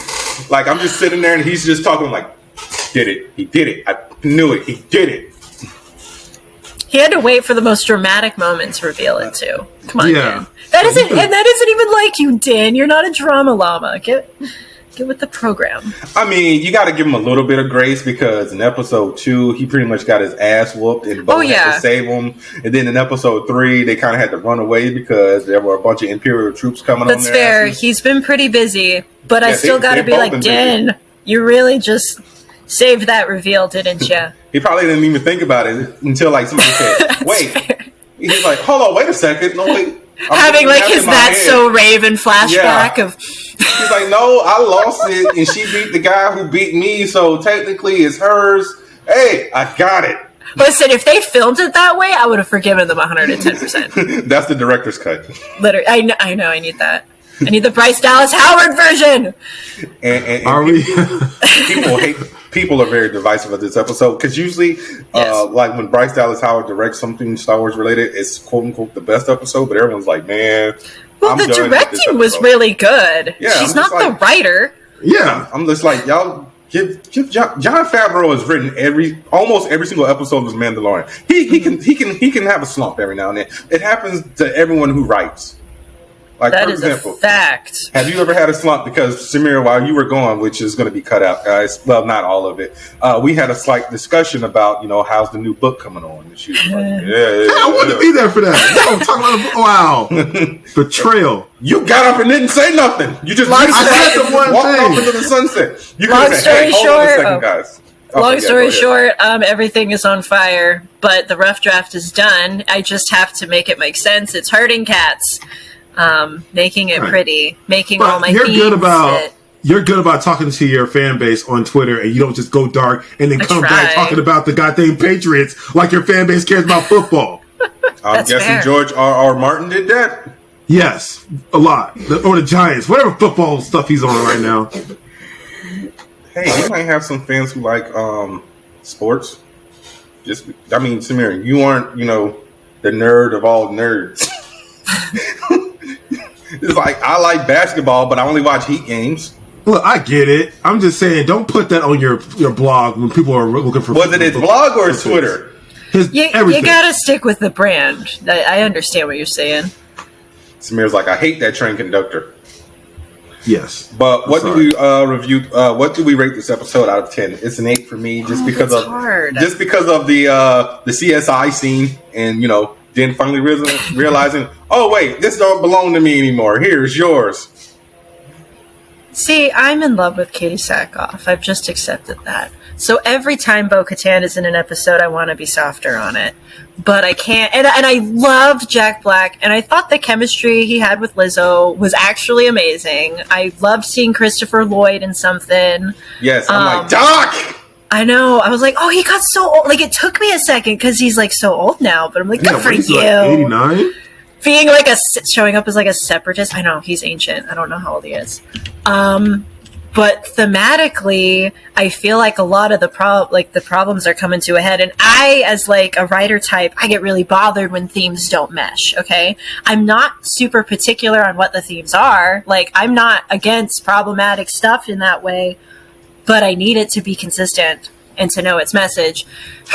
So even though I enjoyed it and I had a good time, I don't know, maybe a 5 or 6. Which is still way nice. I'm like rating super. I have to echo that sentiment because again, I had fun with the episode, and I will eat. I'll just give me everything you need. Just everything Bryce Dallas Howard. Anything she touches, I need to just take in. And also Katie Sackhoff. I love her. She's great. So again, anything she's in, I'll watch. And watch the last season of The Flash. Yeah, because the Arrowverse is dead, Bernard, and I don't want a bunch of. You want to have a hot take about the Arrowverse right now? Because I have a hot take about that new one. All right, let's go. All right, we can get it off your chest. I'm just saying the reason why that series. Samir, I'm telling you, we've had this discussion already. Look, COVID killed the Arrowverse. COVID killed the Arrowverse. Okay, no, what killed the Arrowverse was they were masquerading characters as other characters. They couldn't get Batman, so they had to make Green Arrow Batman. And Green Arrow doesn't have that many sidekicks. He has maybe 1 or 2. And they gave him a whole pantheon of sidekicks. And they basically took all these random side characters and dressed them up as other characters and proxies for the Batman family. Like, what was the guy's name? Wild Dog, Beast Dog. Wildcat? No, the dog guy. Yeah, Wild Dog. Yeah, Wild Dog. He's just a foil for freaking. He's just a stand-in for Red Hood. You know, Wild Dog is an actual character, though, right? Yeah, he is. But he's so D-list, Silver Age. Back in no one cares about that character. Come on. Anyways, I'm not getting into this, but that's all they did. They we couldn't get Superman, so let's put in the Flash as the Superman proxy. No, right. Because they didn't want to do anything Superman related at the time because Smallville. Why not? Smallville was just off the air for 3 years. It's so dumb. The Flash started in 2014. Arrow started in 2012. Smallville ended in 2011. They felt it was too soon. That's why we got. So here's the problem. Here's the problem with that. You get the Gotham effect. Oh, we're not doing Batman, but you're going to make Bruce Wayne run around the trench coat for 2 seasons. No, I'm stopping you right there. I'm stopping you right there because Warner Brothers has some stupid ass embargo that says, "Hey, Batman can't ever be on TV. You can reference Bruce Wayne, but you can't have Batman. But Superman and everyone else is free range, but not the Bat." It's dumb. Just own it. Also, the special effects are garbage. Just own it. No. I'm done. They got garbage because the CW and Warner Brothers Television decided to allocate a lot of the budget for the CG into new shows. And then when they started making other CW Arrowverse shows, they're like, okay, the budget's getting kind of strained. We got to cut corners. And so that's why you got. I'm done. I'm done. Bad costume design, bad special effects. I'm stopping you with the bad costume design. Who had a bad costume design? Batwing. You cannot make that practical. Yes, you can. All right. I'm sorry. Helmets can look good if you put the money. Look, Deathstroke looks so good in Justice League or Man of Steel. No, Batman v Superman. One of those bad movies. So you naming a movie with a $250 million budget right now? Yes, I am. It furthers my point. Money, Bernard. Money. Okay? And I just told you what they did with the money. No money, bad special effects, bad costume design. Okay, so you got Luke Fox. Who else has a bad costume? Blue Beetle in Smallville. That was 2008. It looks so bad. That was 2008. We'll get on topic. Let me grade this episode. Get off my back. Leave me alone. You decided to. No, you brought it up. Okay. Like I said, I'm gonna echo your sentiment. Did I bring that up? You did. I'm gonna echo your sentiment. I'm gonna give it a 5. Oh, I did because you said you watch everything with Katie Sackhoff, and I said you watch The Flash. I'm gonna give it. I had a good time with it, but I'm gonna give it a 5. They need to tighten up a little bit. And Christopher Lloyd is 84. It's not this episode's fault that it was a 5. It's the season set it up for failure, but it's still like a 5. Pretty much. Yeah. All right. So 2 5s and an 8. I wonder what area code that is. I'm never mind. I'm weird like that. But all right. So can we get into the review of Dungeons and Dragons finally? Yeah, I'm actually pulling up the information right now because sometimes I don't remember stuff. So, Dungeons and Dragons: Honor Among Thieves, written by Jonathan Goldstein, John Francis Daly, and Mike Grillo, and directed by John Francis Daly and Jonathan Goldstein. Is it Stein or Steen? I honestly don't know. But they wrote one of my favorite movies from like the past, I want to say 5 years, Game Night. Oh, that was funny. Yeah. So the film stars, I was right, 5 years, 2018, stars Chris Pine as Edgin, Michelle Rodriguez as Holga, Regé John Page as Zink, Justice Smith as Simon, Sophia Lillis as Doric, Hugh Grant as Forge, tongue-tied. Chloe Coleman as Kira, Daisy Head as Sophina, and a bunch of random other people who were barely in the movie. So, a charming thief and a band of unlikely adventurers embark on an epic quest to retrieve a lost relic, but things go dangerously awry when they run afoul of the wrong people. So, where do we want to start? Because I called it. I knew Hugh Grant was going to be the bad guy because you saw him in like one trailer and that was it. Like I walked in and I knew it. I can honestly say I love the opening of the movie. Like when they're in prison and Michelle Rodriguez fucked the guy up. So good. And then him waiting for Jonathan. I'm like, okay, I need to know who the hell Jonathan is and why is Jonathan so important. Turns out Jonathan didn't know who the hell they were either. Yeah. and they got pardoned. I know, that was the best part. I died inside. It was so good. Oh, it was so good. I cringed so hard, but it was so good. I'm like, now if you went back to jail, you just fucked it all up. I mean, it's part of the comedy of it, and I feel like it really helps set the tone of like they go through this whole thing, and they're like, "But you did it," and it just felt like a D&D plan, though, and that was my thing with the whole movie. I accepted every single one of their plans, like the ending where all the money's coming out of his mouth on the hot air balloon, right? That is exactly what my party would have done. That we would have done something equally stupid and been like, "GM, can we aim it to do that?" And he'd be like, "Absolutely, you can." So. I feel like it was a good tone setter for them to have been pardoned all along. I actually forgot they wrote Horrible Bosses as well. Oh, cool. Okay, so Spider-Man Homecoming. Okay, so I love this movie a lot, but I have to lead with the negative because I'm a pessimist sometimes. All right, so I think my most egregious thing about this movie, the rest are just nitpicks. This is the one thing I have problem.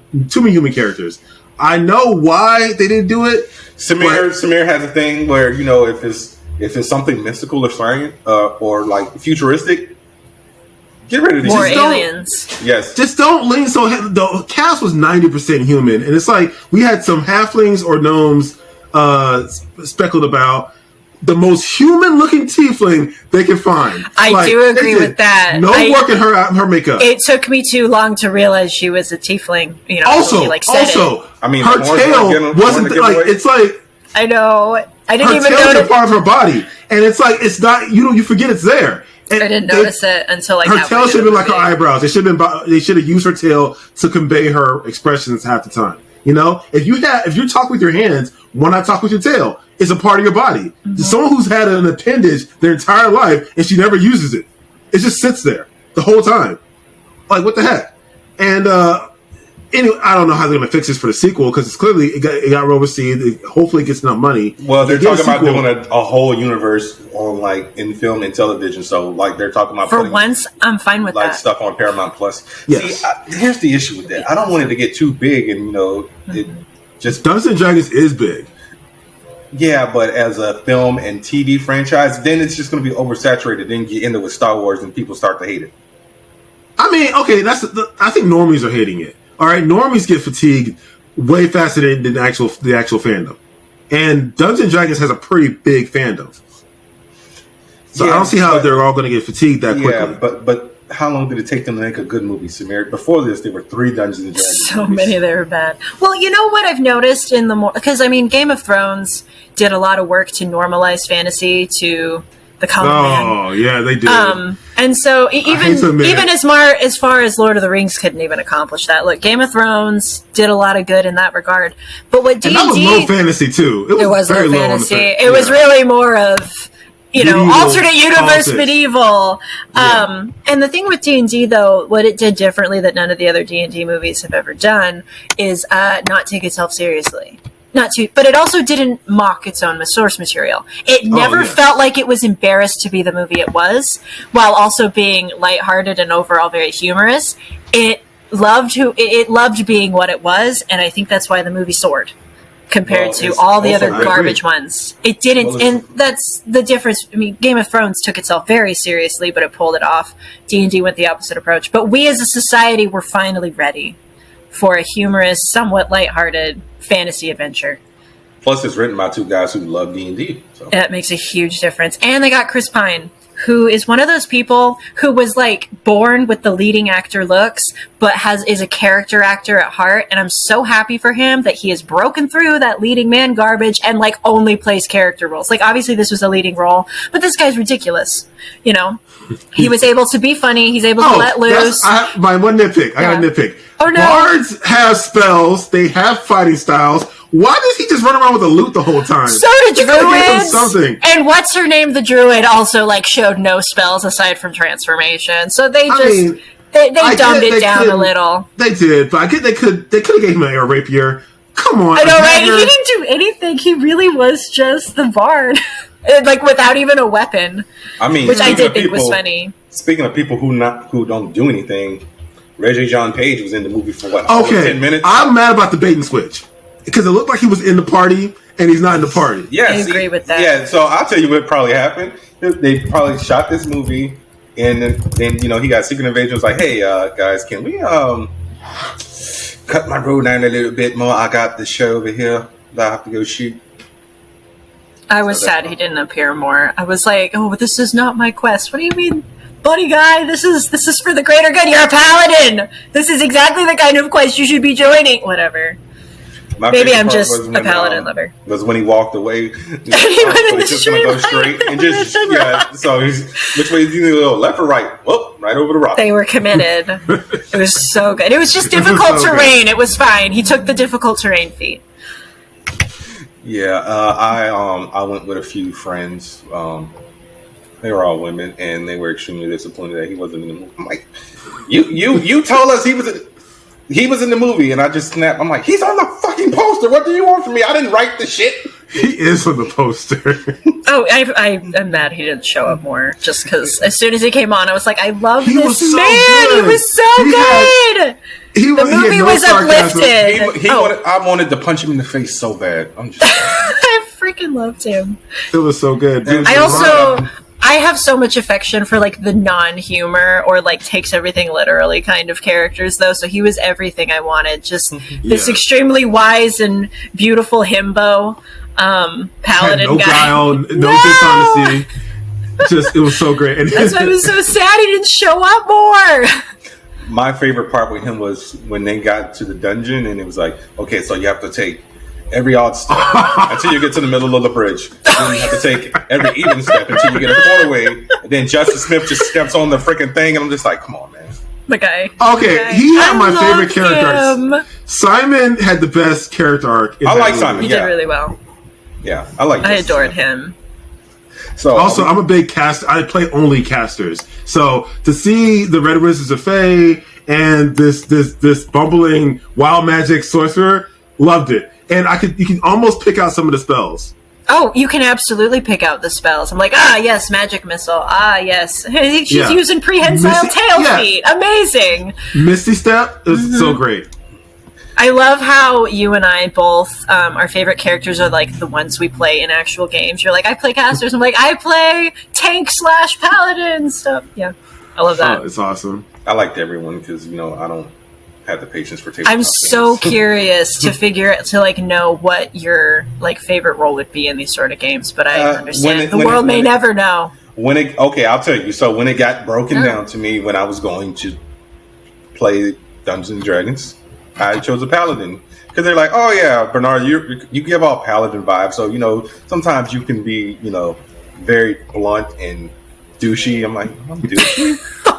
So, okay, the thing with alignments is that neutral, lawful good is not that far from lawful evil, to be honest. Lawful good does not mean lawful nice. It does not. It's like, you stole this bread, you got to go to prison for 5 years. That's the rules. It can be played that way, and it's so interesting. Well, the other thing with paladins, too, because they have to stay lawful good within the alignment of their deity, and not all deities that they're aligned to are necessarily lawful good. In Pathfinder, my number one boy was a paladin of Shellen, who is the goddess of love and beauty and art, and so it was lawful good, but according to the tenets of this particular goddess, which is not going to be the same as, say, a paladin of Iomade, which is going to be more of the hardliner, Saren Ray, which is all justice. So they're shockingly diverse. I'm a paladin apologist. Yeah. They're also way OP. They are. I played a paladin once. I think that's why I really chose it, because they're like, oh yeah, and they're OP as fuck. I'm like, okay, I want that. You made the right choice, yes. Then I walked away and said, they were like, Bernard, we need a paladin. I'm like, no, I'm going away. My one foray into being a paladin, I played an ancient, what are they called? Ancient tomes paladin. And essentially, I picked a satyr who is their fae, so I tied her to Titania. And Titania, she's kind of a bitch most of the time, and very mean and mercurial. So I got sent on this very arbitrary quest, like get me some flowers on this mountain because I felt like it, right? And she's just so devoted and so in love and so just enamored by Titania that she will just walk off the bridge for her no matter what, just right off the cliff. And that's my whole character's, like, that's all she was. That's her whole personality. And it was so great to play that. And then my oath got broken because I didn't fulfill the quest. It was a whole thing. I ended up hating it, but you know, it was fun for the first part. Sounds like a one-sided toxic relationship to me. Oh, definitely. That's why. Yeah, that's why it was really interesting. Yeah, Faye are also they're usually pretty toxic. All right. Yeah. So, are we going to talk about the funniest moment in the movie? What was that? The fat cat dragon. Oh my god! Oh, the fat that dragon. wasn't corny. I thought that I didn't was say awesome. corny. I said funny. Funny. Oh, funny. Okay, that one. I was. It was a beautiful subversion. It was. If It anything. was. I was like, oh my god. And I'm is he devoted really to rolling to having. them? I'm devoted to having a chubby dragon in my next campaign I run. I was like, oh my goodness, I cannot believe this dragon is rolling to them. I was crying. So Can we good. talk about the Tabaxis? I'm like, could they have done better with the Tabaxi makeup? I don't know what that is. The cat people. The cat people. Oh, okay. Well, that wasn't makeup. That was It's animatronics. Yeah, it was animatronics. And I'm like, they're very nimble and sleek. They're cats, so it's like that doesn't look very agile to me. They look kind of, Chuck E. robotic. Cheese's. Yeah, it's like, honestly, they will be at home at Chuck E. Cheese, to be honest, and on the stage with the jamboree. I mean, I gotta give credit where credit is due. I loved the fact that they used Eric Carter was so good, effects too. so much. Even Jonathan, the cheesy bird costume. I was But like, he I was love good, it. though. He looks so But good. he was really good, though. Yeah. And I can see him. I can see him moving around pretty quickly. That I don't see what they can do with that Tabaxi, to be honest, in later installments. Is it Tabaxi the big ass fish? No, it's the cat the people. cat. The cat. I'm sorry. That's okay. You're not the tabletop gamer. It's all good. Yeah. See, that's the other thing. They were trying to explain all this to me. I'm like, I'm literally taking notes. I'm like, you know what? Fuck this. The bookkeeping can be overwhelming if you let it get to you. That means you can just watch the movie as a third party. You're the control group, Yeah, they literally said bring a notepad. I'm like, what? No. I mean, that's a while ago you tried to do this. Nowadays, D&D Beyond, does Pathfinder have a digital companion yet? Oh, they have tons of digital versions. Yeah, so you can make your character. No, Samir, you're not roping me into tabletop games. Okay, I'm not doing it. Okay, I'm done. No, it was a one and done. Shout out to John Campbell from my former podcast, Comics Radar for Life. But yeah, no, you'll be taking a lot of notes if you play Pathfinder. He's a dungeon Notebooks. master. Yeah, and I think we were playing Pathfinder. I can't remember. I would probably have to ask him. He'd probably be like, I don't know. You're gonna hate this. Literally every session, I have like a whiteboard for me to like write different math because I am doing a lot of math to play Pathfinder correctly. Yeah, it's a lot. Jesus Christ, it's so fun.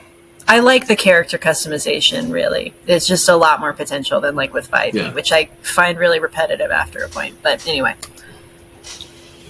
So, my only issue with the movie was kind of sort of the ending because it was predictable as day. With the tome of reawakening, I'm like, okay, so they're going to get this, and somebody in the I would counter that. I would counter that.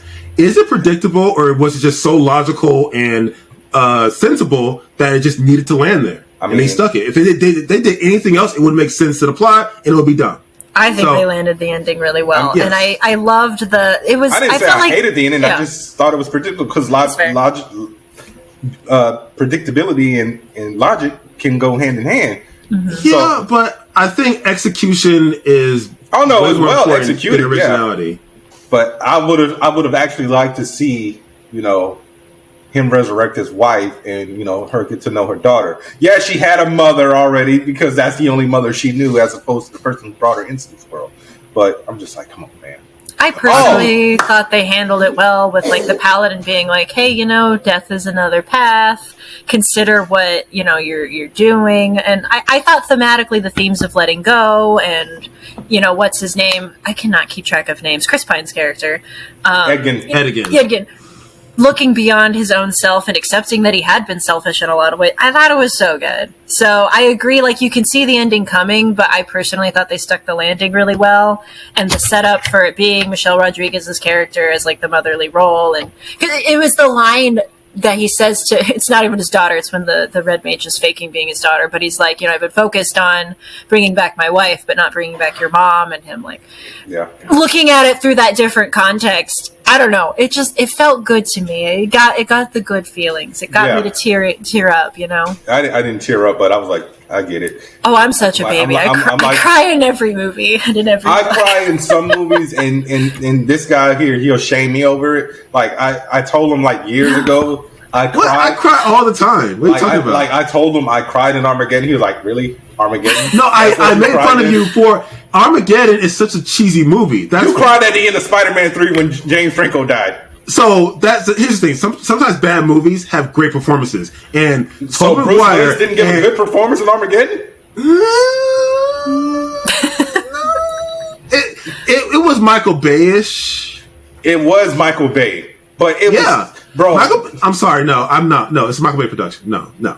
But James Franco and Tobey Maguire had such great chemistry in that movie that even though the movie sucked, those actors carried that scene. They chewed the fat. They made you believe it. So yes, two friends, one letting his friend die in his arms. That was rough. It got to me. Sometimes bad things have good scenes. And Bruce Willis did that to me because he shot Ben Affleck at the beginning of Armageddon and realized that was the thing that was making his daughter happy because he was going to stay behind. He was like, no, you get your punk ass back on this ship. You take care of my daughter and you give this badge to Billy Bob Thornton because he got a bad leg. He can't be an astronaut. So I'm making him one. Here's my problem with Michael Bay, man. It's like just cis white male energy. It's like he can't write women at all. He's not a writer. He didn't write Armageddon. He just directed it. I'm sorry. All his movies have bad women. All right, they're terrible women characters, and that gives me a fail every time. You cannot write a female person or a female presenting person. You suck. I'm sorry. You don't understand. He's not. You don't understand half the human race. Is that what you're telling me? He can't. I'm sorry. He's bad at his job. You just got to look at who's writing his movies and blame them. Nah, man. He definitely has writing credit on Armageddon and all the Transformers movies. No, he doesn't. I looked. So it's funny that now that we have a Transformers movie coming out soon, we're another tangent, by the way. It's like he had how many years to give us a female Autobot with an actual personality, and he couldn't give it to us. Yeah, I mean, no one. You got no excuse. No excuse. You also have to blame the writers because it's not like they're going to. Blame the writers. Yeah, that whole production stinks.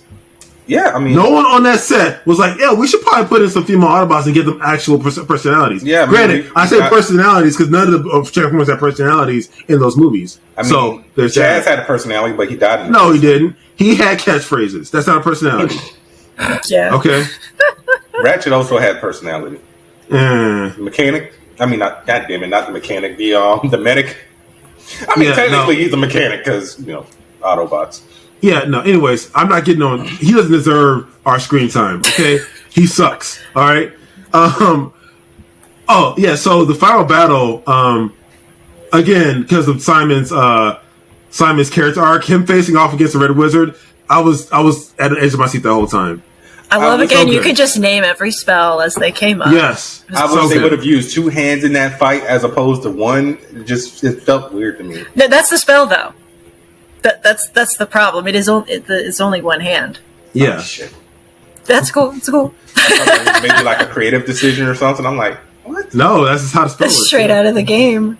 Okay. And the hither staff was definitely Dimension Door because of the distance. The hither dither. Which I felt like it was convenient, and yet how often have we in a campaign acquired an item not realizing the depth of what it did and gone, oh, this is exactly what we need. It's happened to me. So while I was like, that's convenient, I couldn't hate it. I couldn't hate it either. It was realistic for the setting.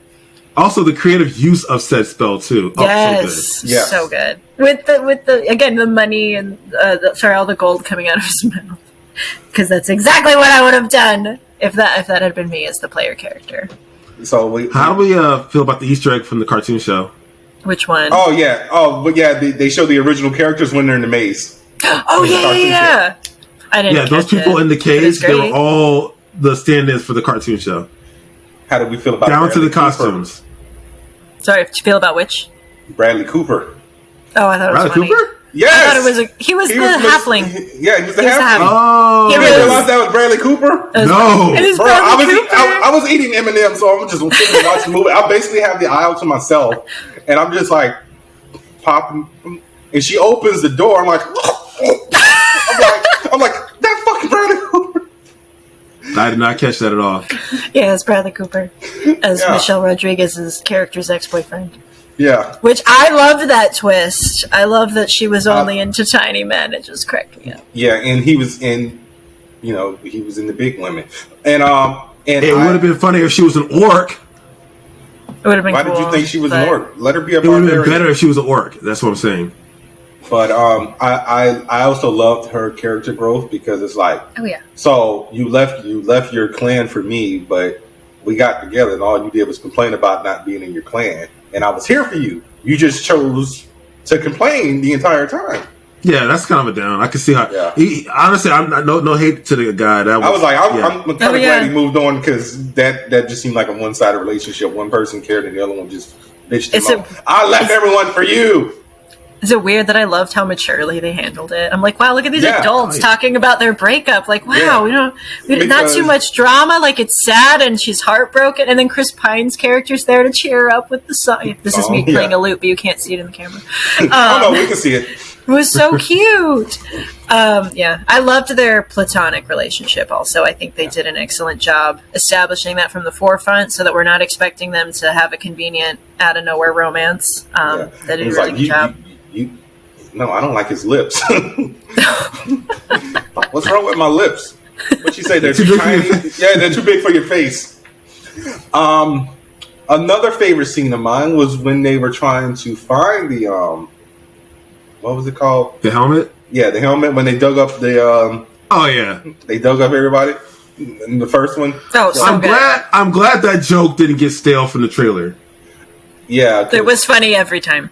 Yes. The best one.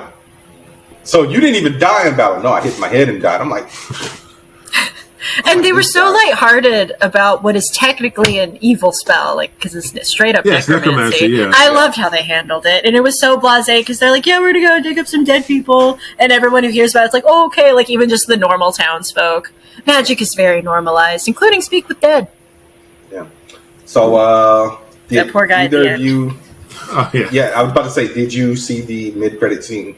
Oh, yeah. They left him, Samir. The one that they gave the last question. I'm like, come on, man. I was just like, no. Poor guy. They're like, he can ask himself a question. I'm like, I don't think that's how that works. I'm sure someone will visit the graveyard eventually. Like, what happened? Like, why are you here? Scare the shit out of someone. People asked me some questions, and, they were supposed to ask me 5, but they only asked 4. No. It's the why are you here, and then he would immediately turn into dust. No, he has to answer the question. He has to answer the question first. You're right. Okay, cool. Yeah. So, what did we rate this movie? Honestly, I have some notes. So, I would have to give it 8.5 because I'm sorry, they were so lazy with the. I know there was a budget thing, but I just can't let it go. So 8.5. It would be a 10 if the makeup and the diversity of the characters was there. Samir, the movie had a $150 million budget. I understand. I have hope for the sequel. I want more. I want Dragonborns in the main cast. I want more Tieflings. I want a drow. Okay? They want the Menzo Bears on. We ain't see no drows.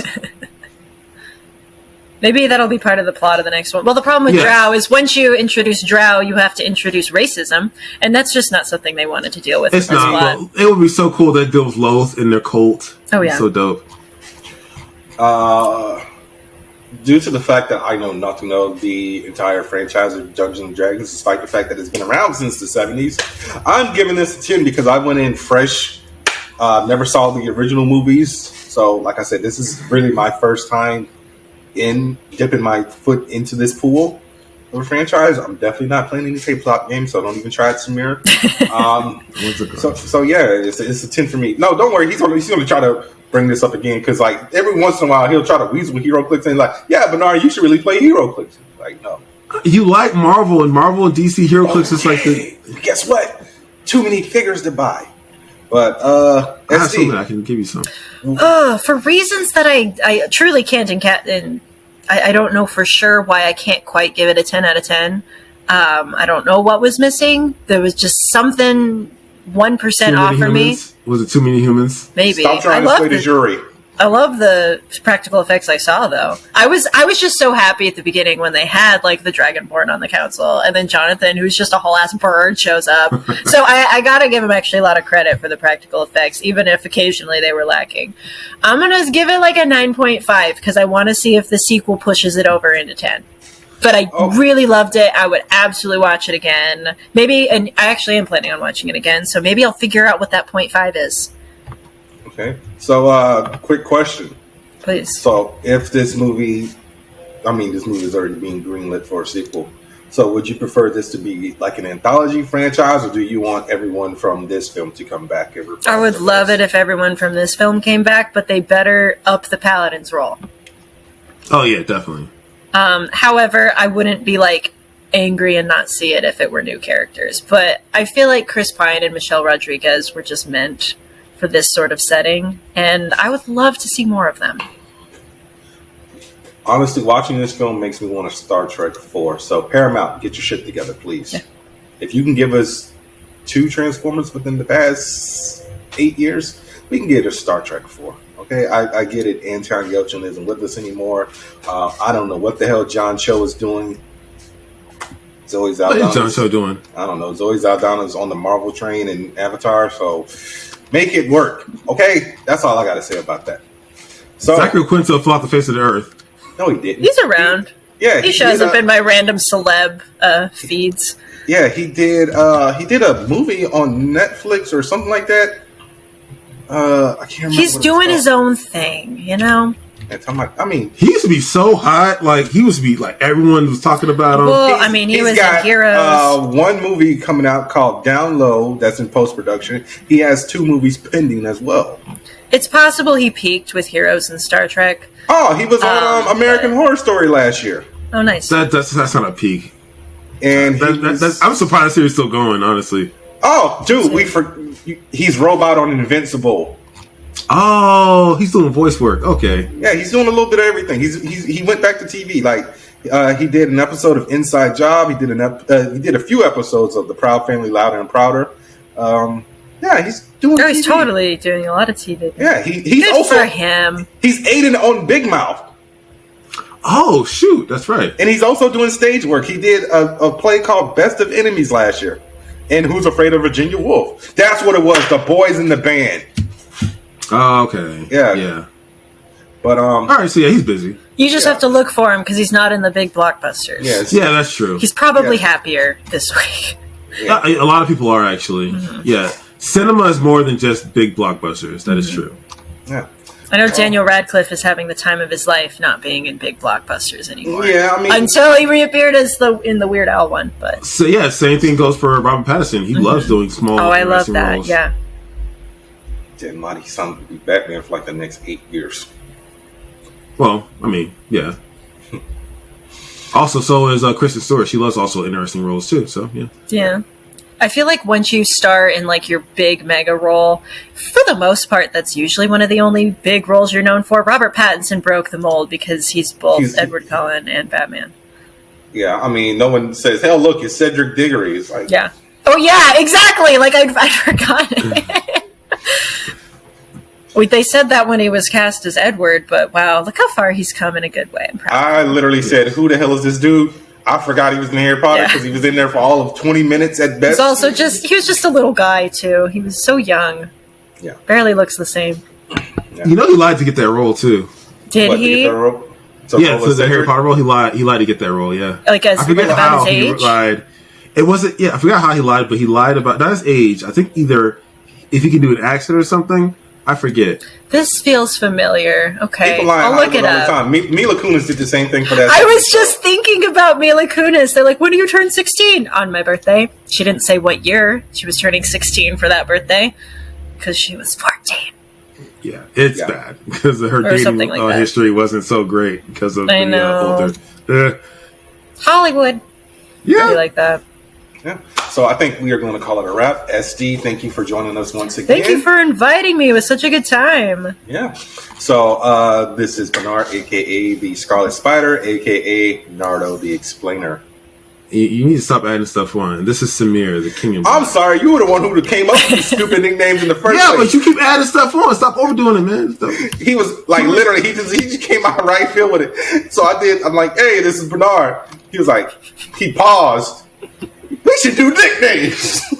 I'm like, oh, great, here we go. Let's take it back. This is SD Simper, breaker of fans' hearts. Yes, I'm still not over your last book. Yeah. Oh my god, I'm not ready for your next one. It's you know, I will tell you this: it is not as viscerally horrifying as 5. It can break hearts, but it's not going to completely shatter your soul and leave you crushed in a vat of toxic goo. What's funny is your book. It's like. It made me come to terms with that my favorite characters in your series are terrible people. And because something terrible happened to them, it made me realize how terrible they've been to other people. And I'm like, no, it kind of... Yeah, I know. It's like, oh my God. It's like, because I was rooting for her the whole series. And... Did you channel your inner Tyra Banks? Samir, did you channel your inner Tyra Banks? I'm gonna put that right here. We were rooting for you. We were all rooting for you. We were all rooting for you. It's like I had to just consult a therapist, and you're my therapist for like. You were in my inbox. You're like, I have questions. I'm like, hopefully I have answers. All through that book, I was bothering you. I'm so sorry. No, don't be bothered. I enjoy it. That's the stuff that will get you blocked. You just every 2 seconds. No. Why did this character do this? Wait, hold on, wait. I just got to the next page. Wait, what is going on? There were some rants. I know I'm not going to lie. They're being like, why is Flirty doing this thing? I'm like, well, turns out she's been a shitty person the whole time. I hate to break it to you. It's like how in Breaking Bad, everyone's like, Walter White is so cool until all of a sudden the glass shatters. You're like, wait, he's horrible. So, funny story. I didn't drink the Kool-Aid with that. I hated him. At least towards the end of season 1. I just thought, this guy's a bad guy. And sure enough, he was terrible the whole time. He was an arrogant asshole. But honestly, I'm a sucker for a pretty girl. And I'm a bit of a simp. So, and you can simp over her.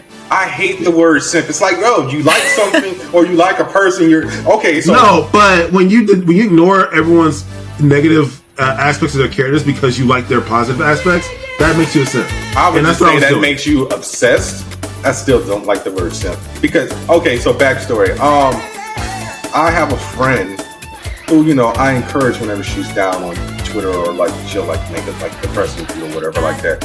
And her boyfriend called me a simp. Well, her boyfriend at the time because they just broke up. And it got to the point where he was threatening me online. Like he legit followed my photography page on Instagram. Followed the podcast page on Instagram. He followed Samir on Instagram.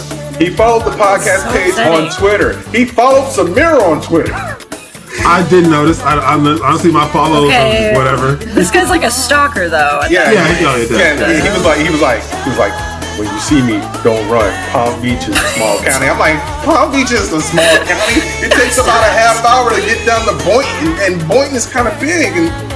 And that was in January. He still hasn't seen me. What a lad. So we're calling it a wrap, guys. We're the Angry Blerds. Cool. Samir? I'm SD Simper. I wrote some books. Yeah, and join us next time. Same Blerd Channel, same Blerd Network. Live long and prosper. Yeah, so we're going to review The Mandalorian next week, and Samir is obviously going to have some notes about Super Mario. Bernard can't do this. Like, he's Sorry. Can't do it. Like, this head can kind of do it, but you see, they're like back. He does it just to piss me off. But I don't. This is just a cool thing. And I told you stop doing it because you're teasing me at this point. You're like, look what I can do. It's not my fault that you can't do the Vulcan salute. So 2 things I want to get off before we actually hang up. For the people on the internet, you can't see me. For the last time, John Cena gave Tony Yayo credit a year ago. Okay? Okay. You get the reference, SD, on that? Because the whole UCL, the controversy of him calling out the one girl and not the other girl. Yeah, and another thing. So we are recording this on April 8th, And I just want to say, today is the anniversary of when a Goofy movie was released. So I don't care what anyone says. A Goofy movie is one of my favorite movies. It's April 7th. It is April 7th. I wasn't going to say it. God damn it. I'm sorry. Look, I've been up since like 5 o'clock. But yes, April 7th. April 7th. I just figured you were going to post it tomorrow and make it look... No, I posted on Sunday. But yeah, April 7th. No, thank you, because every now... So I try to do that. I try to like actually say it's live, but this guy, he'll just flub up and say, yeah, man, on Friday. I'm like, Samir, can you just say Sunday? Why? Because it gets posted. It does not compute with my brain, so can I just say Friday? No, say Sunday. Samir, I'm doing what I want to do. But yes, you're an entertainer. Your job is to lie. It's okay. Yes. So what? 23 years since? No, 23 years since a Goofy movie. So long. Yeah. I'm sorry, 28 years. So yeah, guys, watch a Goofy movie, do the power line dance and all that. But I'm gonna go watch the video that aired before the VHS documentary. So we will see you next week. Peace. Stop it.